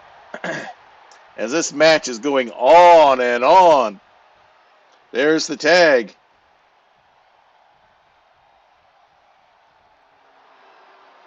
Charity posing for the crowd. And now goes after Sable with a stomp to the leg. And after that, she's going to tag her cousin back in. As Sable pulls herself up to her feet there on the ropes. Chastity going up after her. Hard whip across the ring. Drop down goes nowhere. Big strike there. Wraps her up. Big German suplex. Standing over. Let's see what Chastity's got planned. Grabs the arm. She's going for the lever. Hooks that arm bar in, and Charity's there with a quick drop kick to get her sister free. Now Chastity goes after Shiny. Shiny quickly gets out of the ring. Now we're back to the two legal people inside the ring. Chastity pulls Sable up. Brings her over to the corner. Hard into the turnbuckle. Elbow shot. Charity gets a cheap shot in from behind. And now Sable's elbowing herself free once again from the corner. Wraps her up. Scoops her up. And hits the retro slam. Another tag coming up. And here comes Shiny. Chastity still down on the mat. Now rolls herself free. Comes back in as Shiny's waiting for her. Hooks the arm and leg. Slams her down again. And another quick tag. I think these wrestlers are getting tired. We're seeing a lot of quick tags here. Chastity slowly getting up to her feet. Sable comes after her. Chastity shoots back. Nice nice toe drop takedown. Going for an ankle lock here. Big save there by Shiny to help her sister. And now gets whipped into the ropes. Chastity focused on her instead of the legal person in the ring. Sable, double hook, suplex. And she rolls out. Pulls her up, grabs the arm. Going to put it in stomping position again. And hits that shoulder. Pulls Sable up. The double snap. Big stomp to the foot. And with that, here's the tag, and here comes Charity. Pulls Sable up to her feet. Quick kick. Flips her over. Looks like she wants to go for the cincher. And she's got it locked in. Shiny nowhere to be seen. And she taps. The match is over. And we have new women's tag team champions. They are Thrill and Chill in a marathon match. But finally, locked in the cincher, Sable taps out. And we have new Queens of the Keep. Straight out of Victorian steampunk. It is Thrill and Chill. Here they're not that popular with the crowd, but they have the belts. And that's all that matters after a long marathon match. I definitely need a drink of diet water after that one. 5-star match there, everyone. They don't get much better. And now this is our first Fiendish Stockade match as we have the men going at it. Our champion and leader of the faction known as the Triangle, Jarduk Munka, will be entering the Fiendish Stockade against former men's Master Melee champion Ben Varde de Mustaine. They will be locked in the Fiendish Stockade. They will have help from no one. It'll be just them inside the stockade. There you see it looming above the ring. The following contest is a Hell in a Cell match and is for the prestigious Men's Wrestling Championship.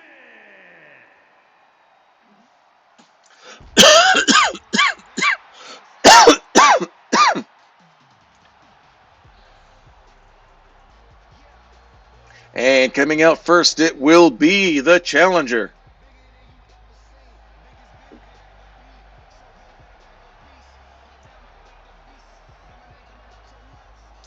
He is our red dragonborn paladin.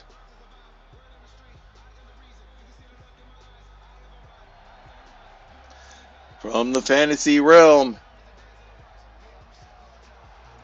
Hoping to get the championship belt around his waist. He did not hold the belt long. And wants to get it back and have a longer reign. He is Ben Varde de Mustaine. Known by everyone as Ben. And he has definitely got a great relationship with the fans, as you can hear.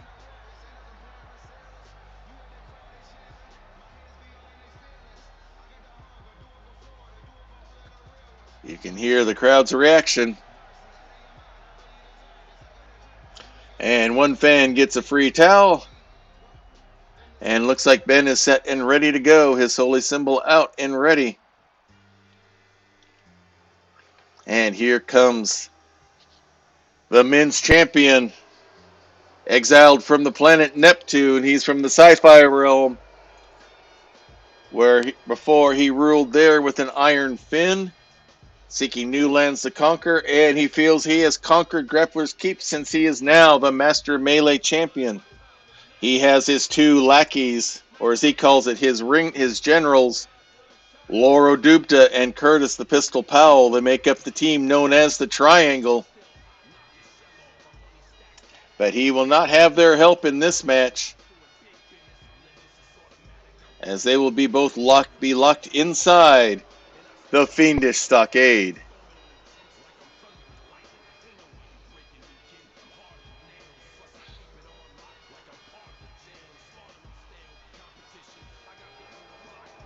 Obviously not a fan of, not a favorite of the fans by any stretch of the imagination. But looks like he is set and ready to go. There's the chamber. There's the Stockade. And there's the belt they're competing for. The Grappler's Keep Master Melee Championship. And we'll go back down to the ring announcer. Introducing the challenger from Avalon, weighing in at 270 pounds, Ben the Dragon. And his opponent from the city of Atlantis, weighing in at 220 pounds, he is the prestigious men's wrestling champion, Jared Mullen. Jardok Munka holds up the belt proudly. Defeated the Dungeon Master to get the belt. And now he reluctantly hands it over to the ref. Ben nods and says, yes, that's the belt that I want back. That's what this is all about here tonight for these two. As the stockade is lowered into place, both wrestlers are ready. There's the bell, and here we go. And Ben makes the first move, throws him over the rope already, goes right out after him. There's not much space there between the ring and the stockade. Big European uppercut sends him all the way to the other side. Now Jarduk throws Ben down there outside the ring. Out there, pulls him up, holds, and a big kick to the face. Wraps him up. Uppercut of his own, and Ben stumbles into the stairs. Jarduk comes right after him. No countouts in this one, as you can see, as they are kicking and slinging back and forth on each other. Big uppercut by Ben as they are trying to work around those steps. Ben comes right after him. Big kick of his own. And now a big strike there. And looks like Jarduk is bleeding. We've not seen that happen before. And down he goes as Ben chases him around the ring. Jarduk comes right back after him. Big uppercut again by Ben. Jarduk strikes back. Not a lot of technique right here. This is all just old-fashioned slobber knocker right now as they're exchanging uppercuts back and forth. Tries for something there. Ben blocks it. And now throws him down again. Pulls him up. Throws him down again. Ben wants to definitely do the power game here. Pulls him up again. And just wants to keep throwing him down.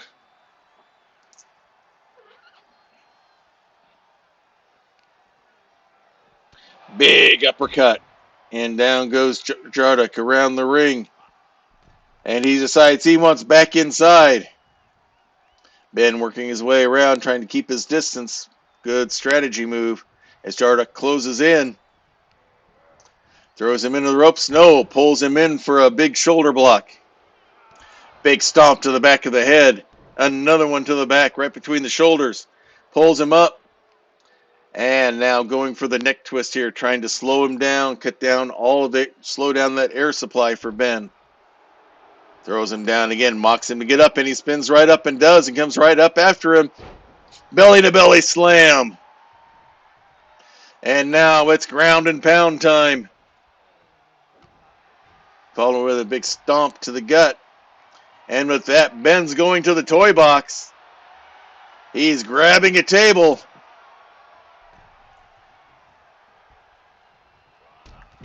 Big running shoulder block by Ben. Goes outside anticipating Jardik going there. Nope, he's up on the ring apron. He's going to come back in after it. Jardik comes back in as well. Hard whip into the ropes.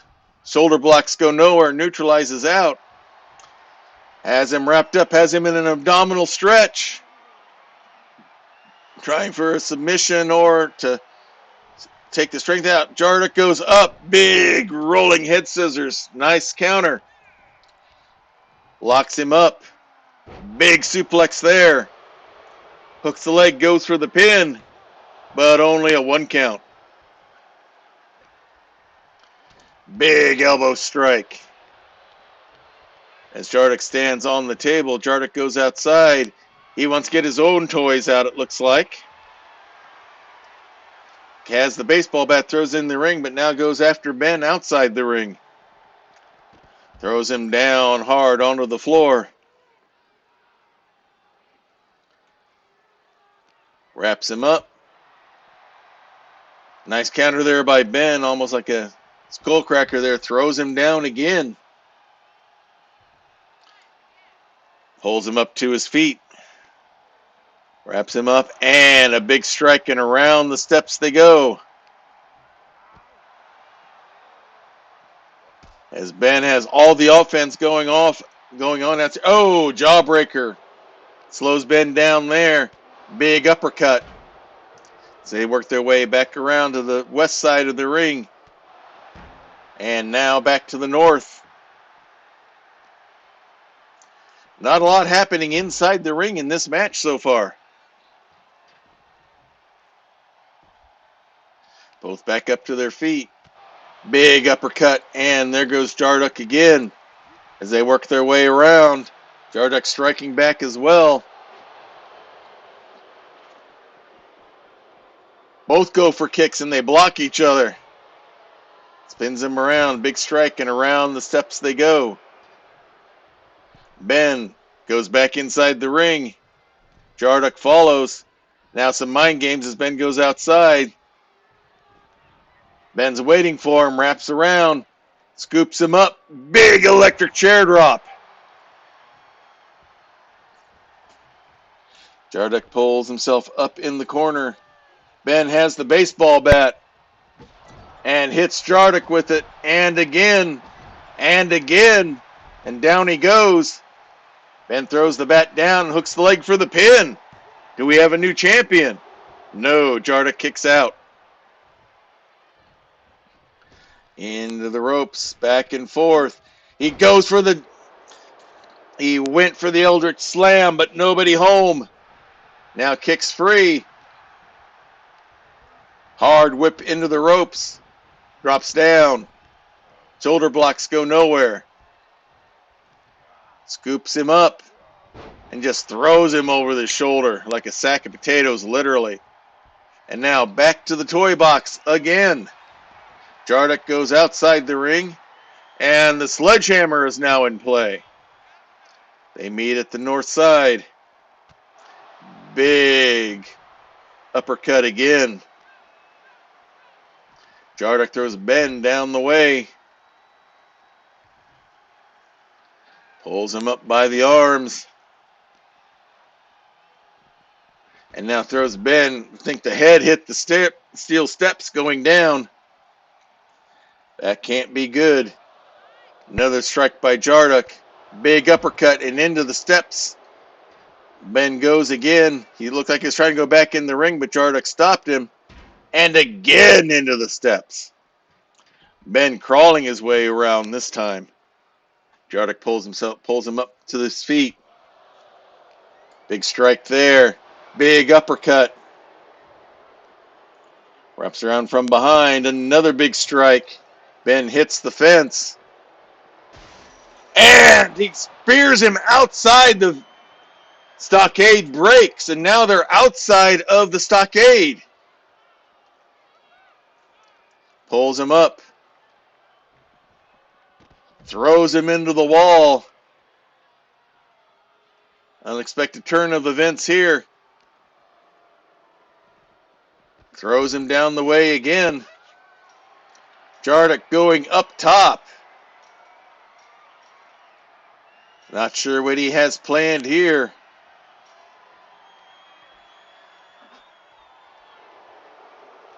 As he salutes the crowd. And now Ben's climbing up there.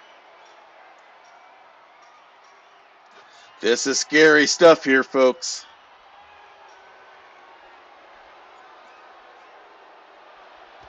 And Ben spears Jardick back. Big stomp to the back. Ground and pound, no. Jardick reverses it. Grabs him by the legs, but he pushes him off. This isn't the ring mat here, people. This is woven wire fence and steel girders. Big clubbing forearm. There's no give up here, like there is with that mat down below. Jardick gets to his feet. Ben scoops him up. Slams him down. Ben falls. Jardick catches himself.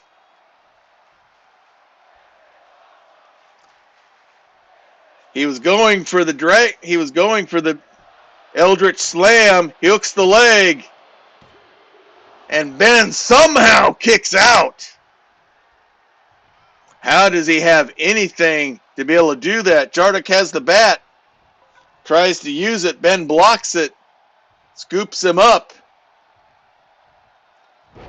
Big body slam straight down. Hooks the leg for the pin. But no, Jardick kicks himself free. Ben thought he had it there.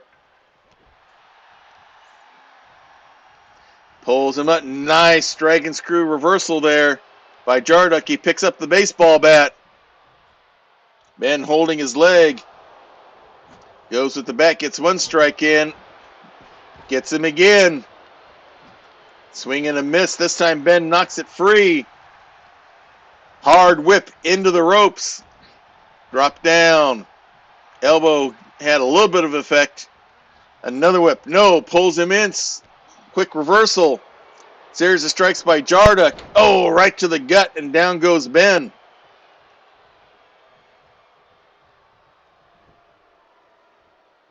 Ben trying to get up. Wraps him up. He's going for the gill ripper. He's got it locked in, trying to make Ben tap. Ben fighting it. Trying to resist it. Whoop. And again, the power goes out. He's got it locked in pretty tight, but Ben's pretty big, and he's able to work himself loose. Elbows himself free. And now whips him into the ropes, scoops him up, bear hug, belly to belly suplex. And now he picks up the baseball bat. Swing and a miss. That one connects. That one definitely connects. Ben waits. Jardick rolls away. Ben throws the bat down, and he's going to go outside the ring now as well. Has him wrapped up, throws him hard into the steps. Pulls him up to his feet. Big uppercut. Wraps him up. Another big uppercut as Jardick tries to avoid the steps. Ready for him. Slams him right hard, directly onto the steel steps there, does Jardick. Uppercut of his own. Another one as Ben tries to dodge the steps. Jawbreaker by Jardick. Big kick. Ben still up. Throws him hard, and down goes Ben right in front of the steps.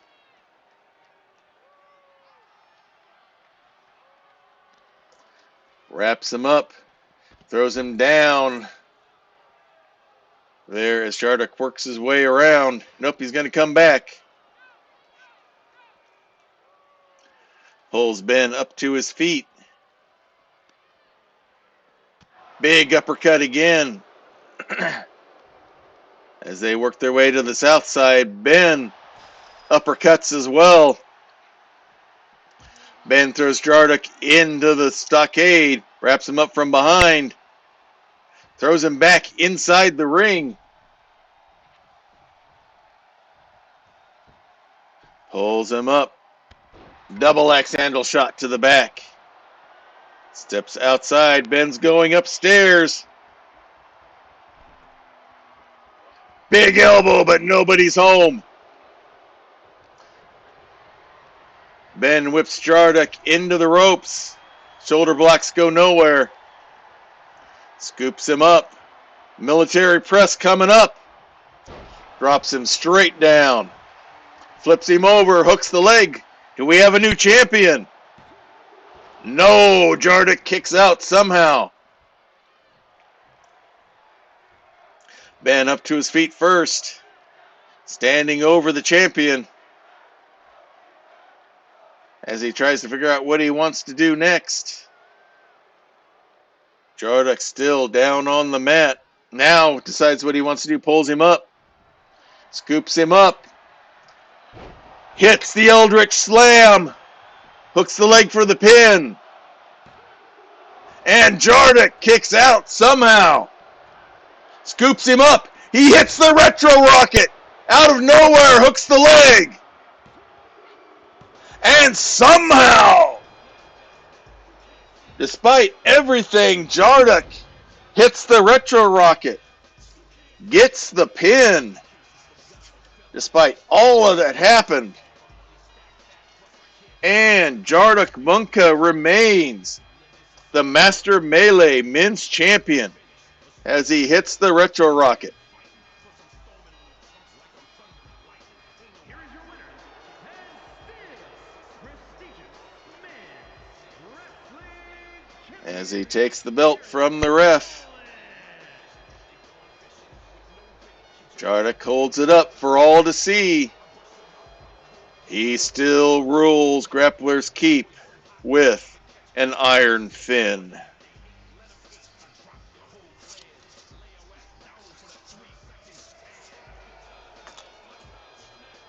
Big title defense to solidate the power of Jardik Munka. A 4.5-star match there, everyone. And now we have more men's action as we have our ongoing rivalry to end tonight between Callius Lucidus and Rulem. Callius Lucidus from Sci-Fi, Rulem from the superheroes realm. They will be in a last man standing match, which means you don't win by pin or submission. You keep on going till the opponent does not get back up to his feet after a count of 10. And coming out first, Callius Lucidus. making his way to the ring from the future, weighing in at 215 pounds, Callius Lucidus from the Delta Quadrant. He accidentally crashed here on Earth and is stuck here while waiting for a rescue mission or till this world has the technology available for him to fix. He's been awful complainant about that, and that's what's led to this. Rulem has told him, rather than expecting us to save you, why don't you put your own skills to use and create that technology for yourself? And that's where this rivalry has come out of, as Callius waits.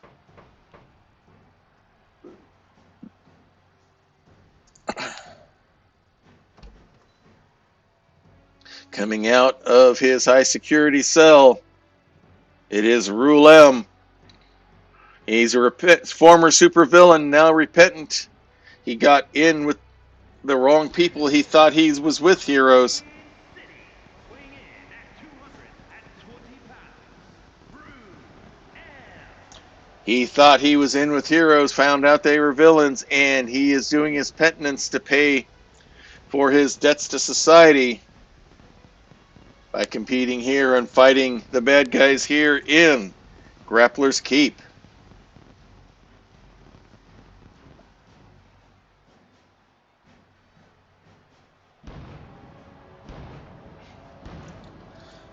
And at first blush, the advantage in this match would go to Rulem, since this is going to be a rock'em sock'em type of match. You don't pin or submit. You knock the opponent down until he does not respond to a 10 count, which falls right into the power game of Rulem. But we've seen Callius go power versus power with power against Rulem and win. Happened in their last match. So we'll see if that happens here.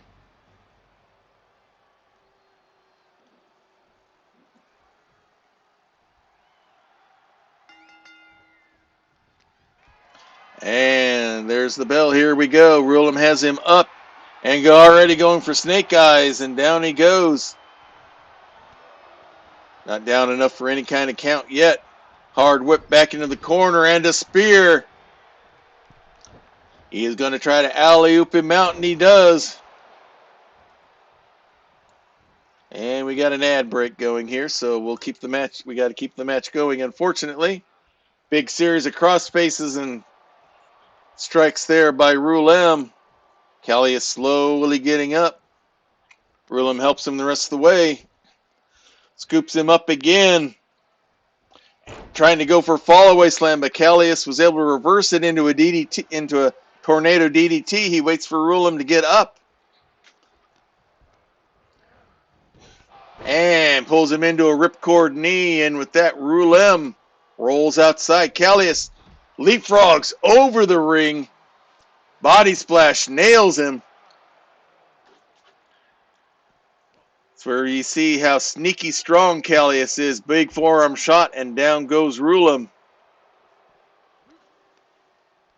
Wraps him up, snap DDT. Pulls him up again, another snap DDT. Pulls him up to his feet. Pulls him up, big sit-out body slam.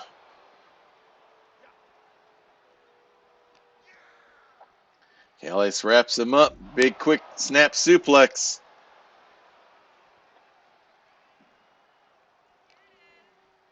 And as the ad break ends here, you see Callius throwing Rulem back into the ring. Rulem started off strong here. Now Callius has control. Big headbutt. Callius being from outer space, he is sneaky strong. Big clubbing forearm shot. Pulls him up, and Rulem strikes back. Pulls him over to the ropes. Waits for Callius to pull himself away. Scoops him up. And power slam straight down. With that, Callius goes outside. He decides he wants to go get some toys and grabs a kendo stick. Rulem chases after him. Now comes back in. And Callius hits him with once. Rulem gets it back. Gets a shot in of his own. Misses with that one. Hits that one. And another. And another. Callius may regret getting that piece of equipment out. And it breaks on him. He's setting up for the Comet. He nails the spear. And the count begins. Did Callius use it all up with that early on barrage?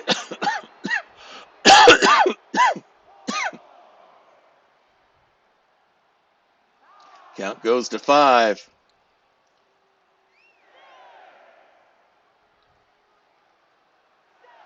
Is this going to be a quick victory for Rulem? Nope. He kind of took a lying 8 count. And now Rulem goes right after him. Callius is able to whip him into the ropes. Drops down. Springboards over. Shoulder block goes nowhere. Wraps him up. He looks like he's going to go for the dethroner. Has him up. And hits it. And the count starts again. As I get a quick diet water break here.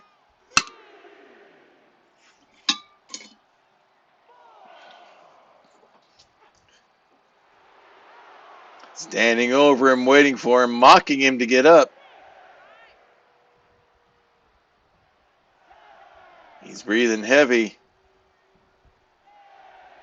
Going to 8. 9. This might be over. And it is. Callius not able to get up in time. He took too long. And a surprisingly quick victory goes to Rule M.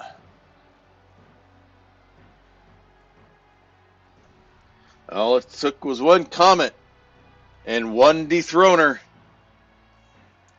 Was more than Callius could handle. Callius got a lot of stuff in early, but he may have used everything up in that. So the victory goes to Rule M as we get ready for our second of the two main events. As we've had this match in between.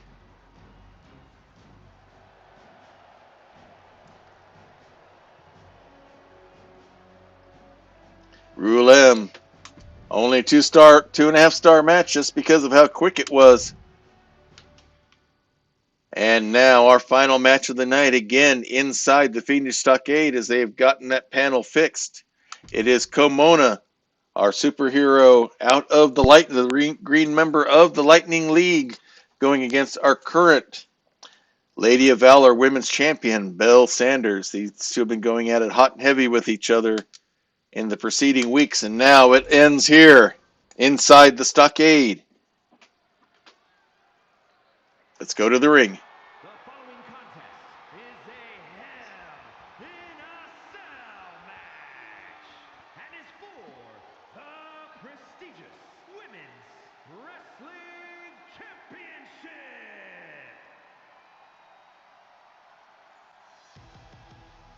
All right, coming out first, it is the challenger. She is the green member of the Lightning League, out to defend the world and the ring from all threats.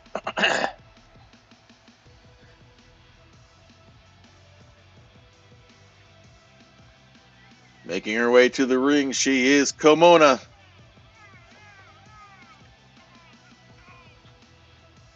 Hoping to avenge Goldie Boone's loss of the belt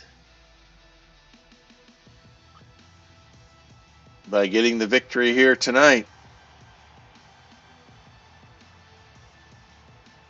We'll see if she can do it or not. She is very popular with the crowd, as you can see.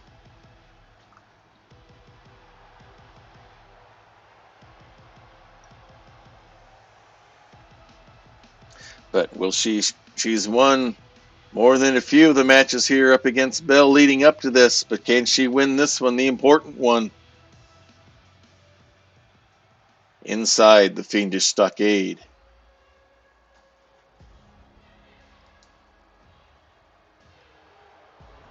And here comes our women's champion, Belle Sanders. Best shot in the Weird Wild West. Does whatever she needs to do to get things done. Doesn't matter what it is she has to do. Can she defend the title successfully here tonight? We will soon find out.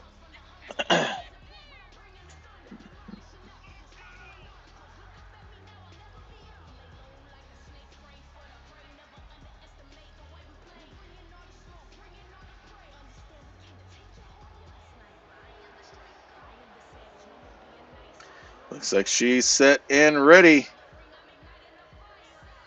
Will she be able to extend her reign as champion here tonight? And this is the final belt we are competing for, the Women's Lady of Valor Championship. Let's go to ringside. The challenger from Neo, Osaka, Chomondo.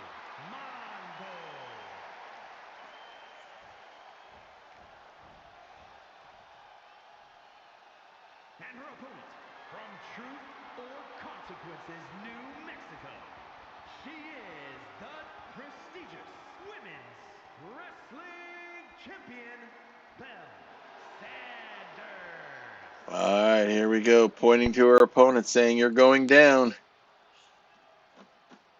As you see, the stockade is ready to be lowered. She hands the belt over, smiling to the ref, confident she's going to get it back. Kimono looks, says, "Yes, that's the belt I plan on winning tonight." And with that, here we go. There's the stockade being lowered. Both them and the ref are inside. Nowhere to go. There's the bell, and here we go. And Bell wastes no time. Hard whip into the corner. Throws her out. Springboard into a rollover. Nicely done. Caught Kimono by surprise there. Pulls her up to her feet. Whip into the up and over the ropes. Not much room there to fall outside.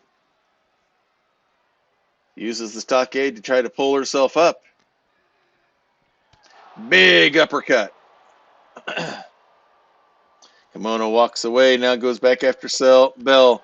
Walks into another massive uppercut. Gets thrown into the walls again. Bell taking advantage of the Fiendish Stockade's properties. Kimono striking back. And now throws her hard into the wire. Wraps around from behind. Throws her back in the ring. Kimono knows that's the only place where she can win that belt. Bell slowly gets to her feet. Kimono goes right after her. Oh, Bell punches her way free. Hard whip into the ropes. Nice arm drag takedown. And now hooks the leg, going for it. But no, Kimono kicks out.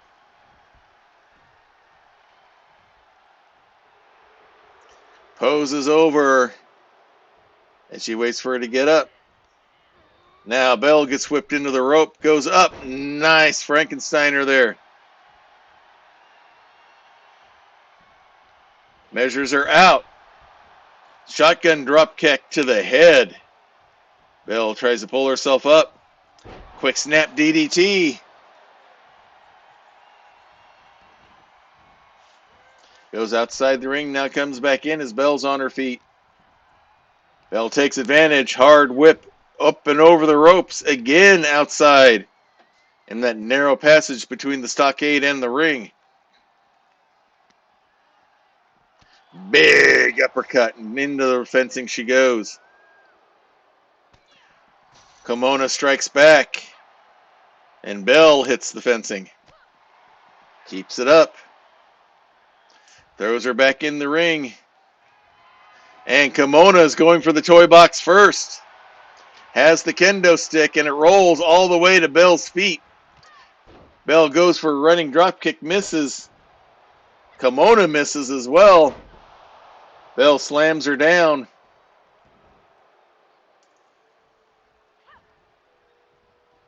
And now Bell goes to get that kendo stick. Hits her once, hits her twice, rolls away from that one. Kimono kicks it free, but Bell comes with the kicks as well.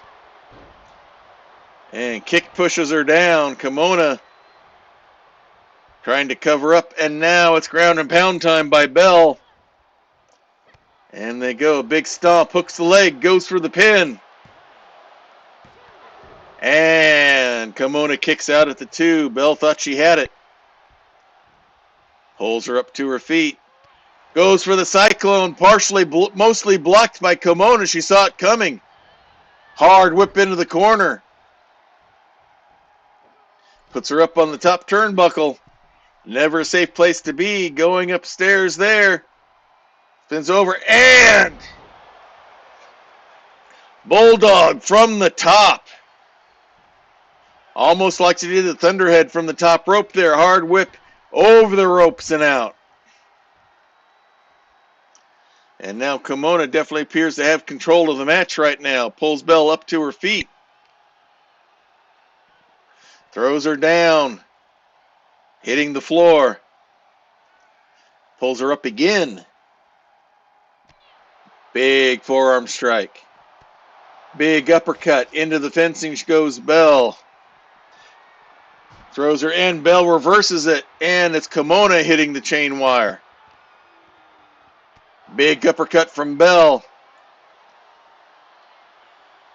Throws her hard back inside the ring. Waiting for her to get up. Wraps her up. Hits the Desperado. No, the tumbleweed. Goes for the pin. And Kimona kicks out. Keeps the strikes going. Wraps her up. Quick snap suplex by Belle Sanders. Goes outside. She's going to go to the toy box now. And pulls out a chair. Doesn't use it. Pulls Kimona up to her feet. Big kick. Big series of strikes. Scoops her up. Spins her around with the slam. Now grabs the chair. Gets one shot in. Threatens. Now goes for the leg. Kimona rolls out of the way of that one. Knocks the chair free. Comes with a series of strikes. Jawbreaker, and down goes Belle Sanders. Kimona celebrates a bit as Belle pulls herself up on the ring apron. Big strike, and down goes Belle, hitting the fencing and coming down. Trying to figure out where she wants to go. No worry at countouts in this match. Belle's back up on her feet and catches her with a big kick and another one. Big strike there. Now an uppercut as Kimona tries to avoid the stairs. Kicks back and Belle finds herself back up on the stairs. Big strike. Kick from behind by Kimona. Belle's back up on her feet. Thrown down on the ground near the stairs. Ref blocking our view, unfortunately. Kimona pulls her up. Goes for the kick and misses. Big strike by Belle. Big uppercut. Moving Kimona back. And now down. Kimona throws her again. Pulls her up. Big uppercut as Belle tries to avoid the stairs. Kimona follows. Throws her down. Kimona gets thrown down onto the ground. Pulls her up. And throws Kimona back inside the ring. Pulls the arm out. Big stomp right at the shoulder. Grabs the chair. Hits the legs again. And another shot. Now goes for the cover. And too much. I think she knocked her out. And Belle successfully defends the Lady of Valor Championship.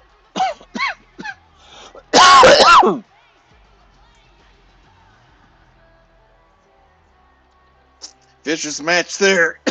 Again, inside. Excuse me. I think she saw that she knocked her out with that shot.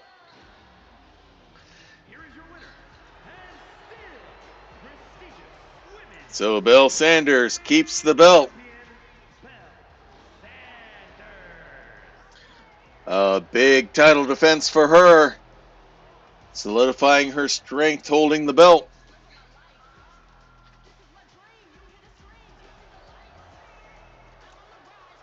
As you can see, she's pretty happy.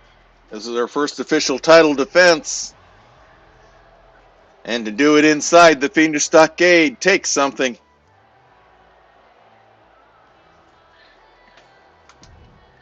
And 3.5-star match, not bad. And that, everyone, brings us to the end of our premium live event known as the Fiendish Stockade. I hope you all enjoyed it. We had a great series of matches there, including a number of 5 stars. So as I get this closed off and get things ready to shut down. Thank you again to Lyndon SG Live, rating us from his stream where they were doing his wrestling stream, Caffeine Championship Wrestling. And thank you very much, Prax, for that raid as well. I presume that was the book club, which I missed because I was a little busy here. I'm going to take my time with the outro here because the stream is about 4 minutes behind me right now. So I want to make sure that I don't try any kind of raid too soon because I want you all to see all of this match here. So I will do standard outros. I will do standard outro stuff, but I will not do any raid until after everything is over. So plans are as normal. Next week, Monday, you will catch me on this channel with my daughter Bonnie as we've almost 100%ed out the game Lego Star Wars The Skywalker Saga, or as we prefer to call it, The Further Adventures of Mouse Droid. We are now on the Death Star as we're going to be collecting Kyber bricks there, among other things, as that is the last planet left on that gauntlet.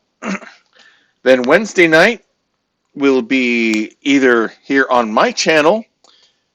We'll be doing Baldur's Gate 3, where we're doing our adventure, The Legend of Ben de Mustaine. They just finished defeating Ketheric Thorn and completed Act 2, and we're getting ready to actually enter the city of Baldur's Gate. So, should be some fun adventures coming up there with that one. But there is a possibility that a different group that I am with, Encounter Online, I've joined up in a multiplayer game with them. So we will be, I am playing a character there called Keen Dova. He is a high elf, going to be a stealth archer, so you can guess where I got the name from based off of him being a stealth archer.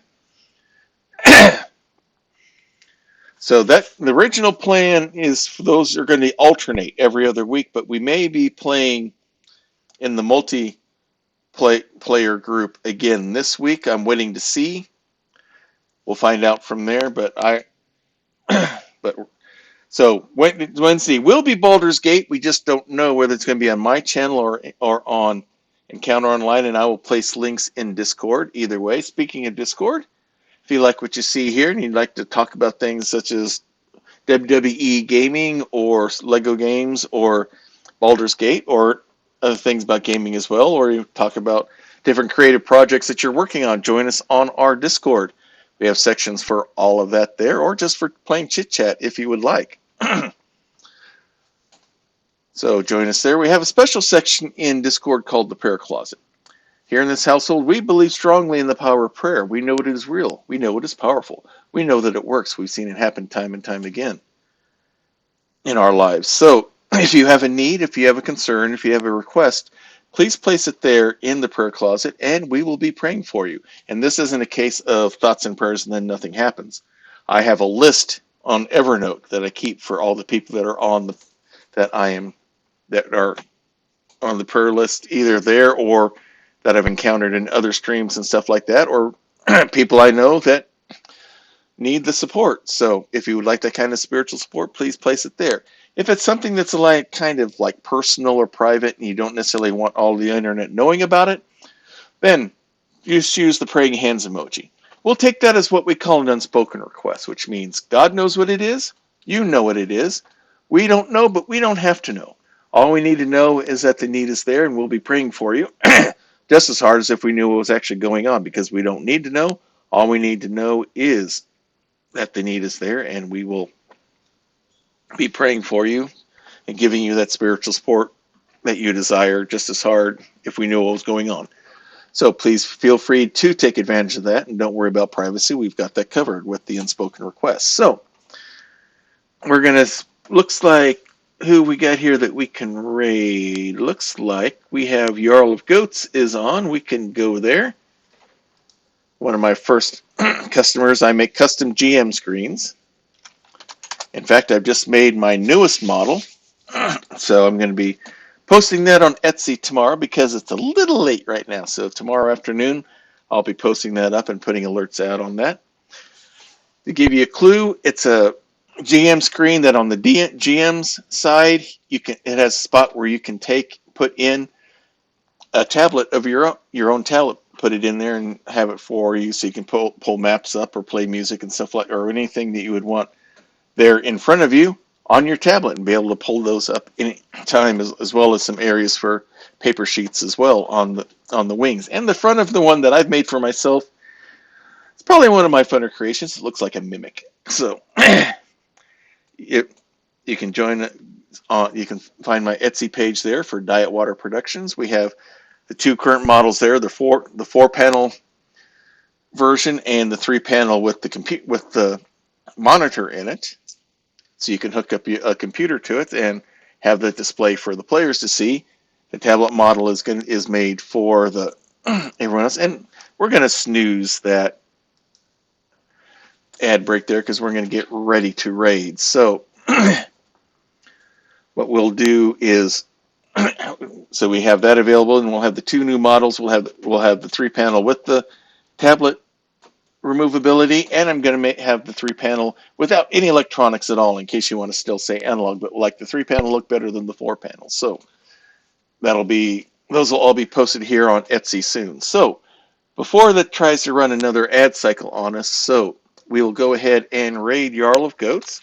He usually has some sort of interactive role-playing kind of thing going on, and I made a screen for him that looks like the Necronomicon. We call it the Necronoma screen. So we're going to go ahead and raid him there. So until next time, everyone, may green be the grass below you, may blue be the sky above you, may straight be the path before you, and warm be the hearts that love you.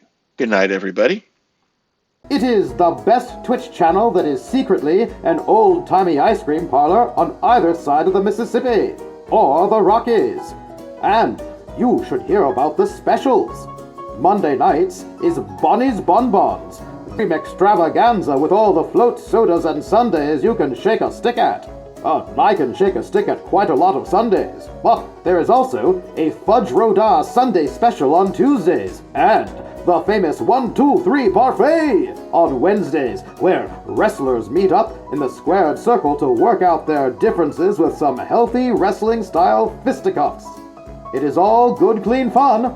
Hawkeye's old-time gaming emporium. Their milkshakes bring all the gamers to the yard, and their content is more exciting than any Nickelodeon. Take your horse and buggy to their address, twitch.tv/KY Hawkeye. This has been a Diet Water production.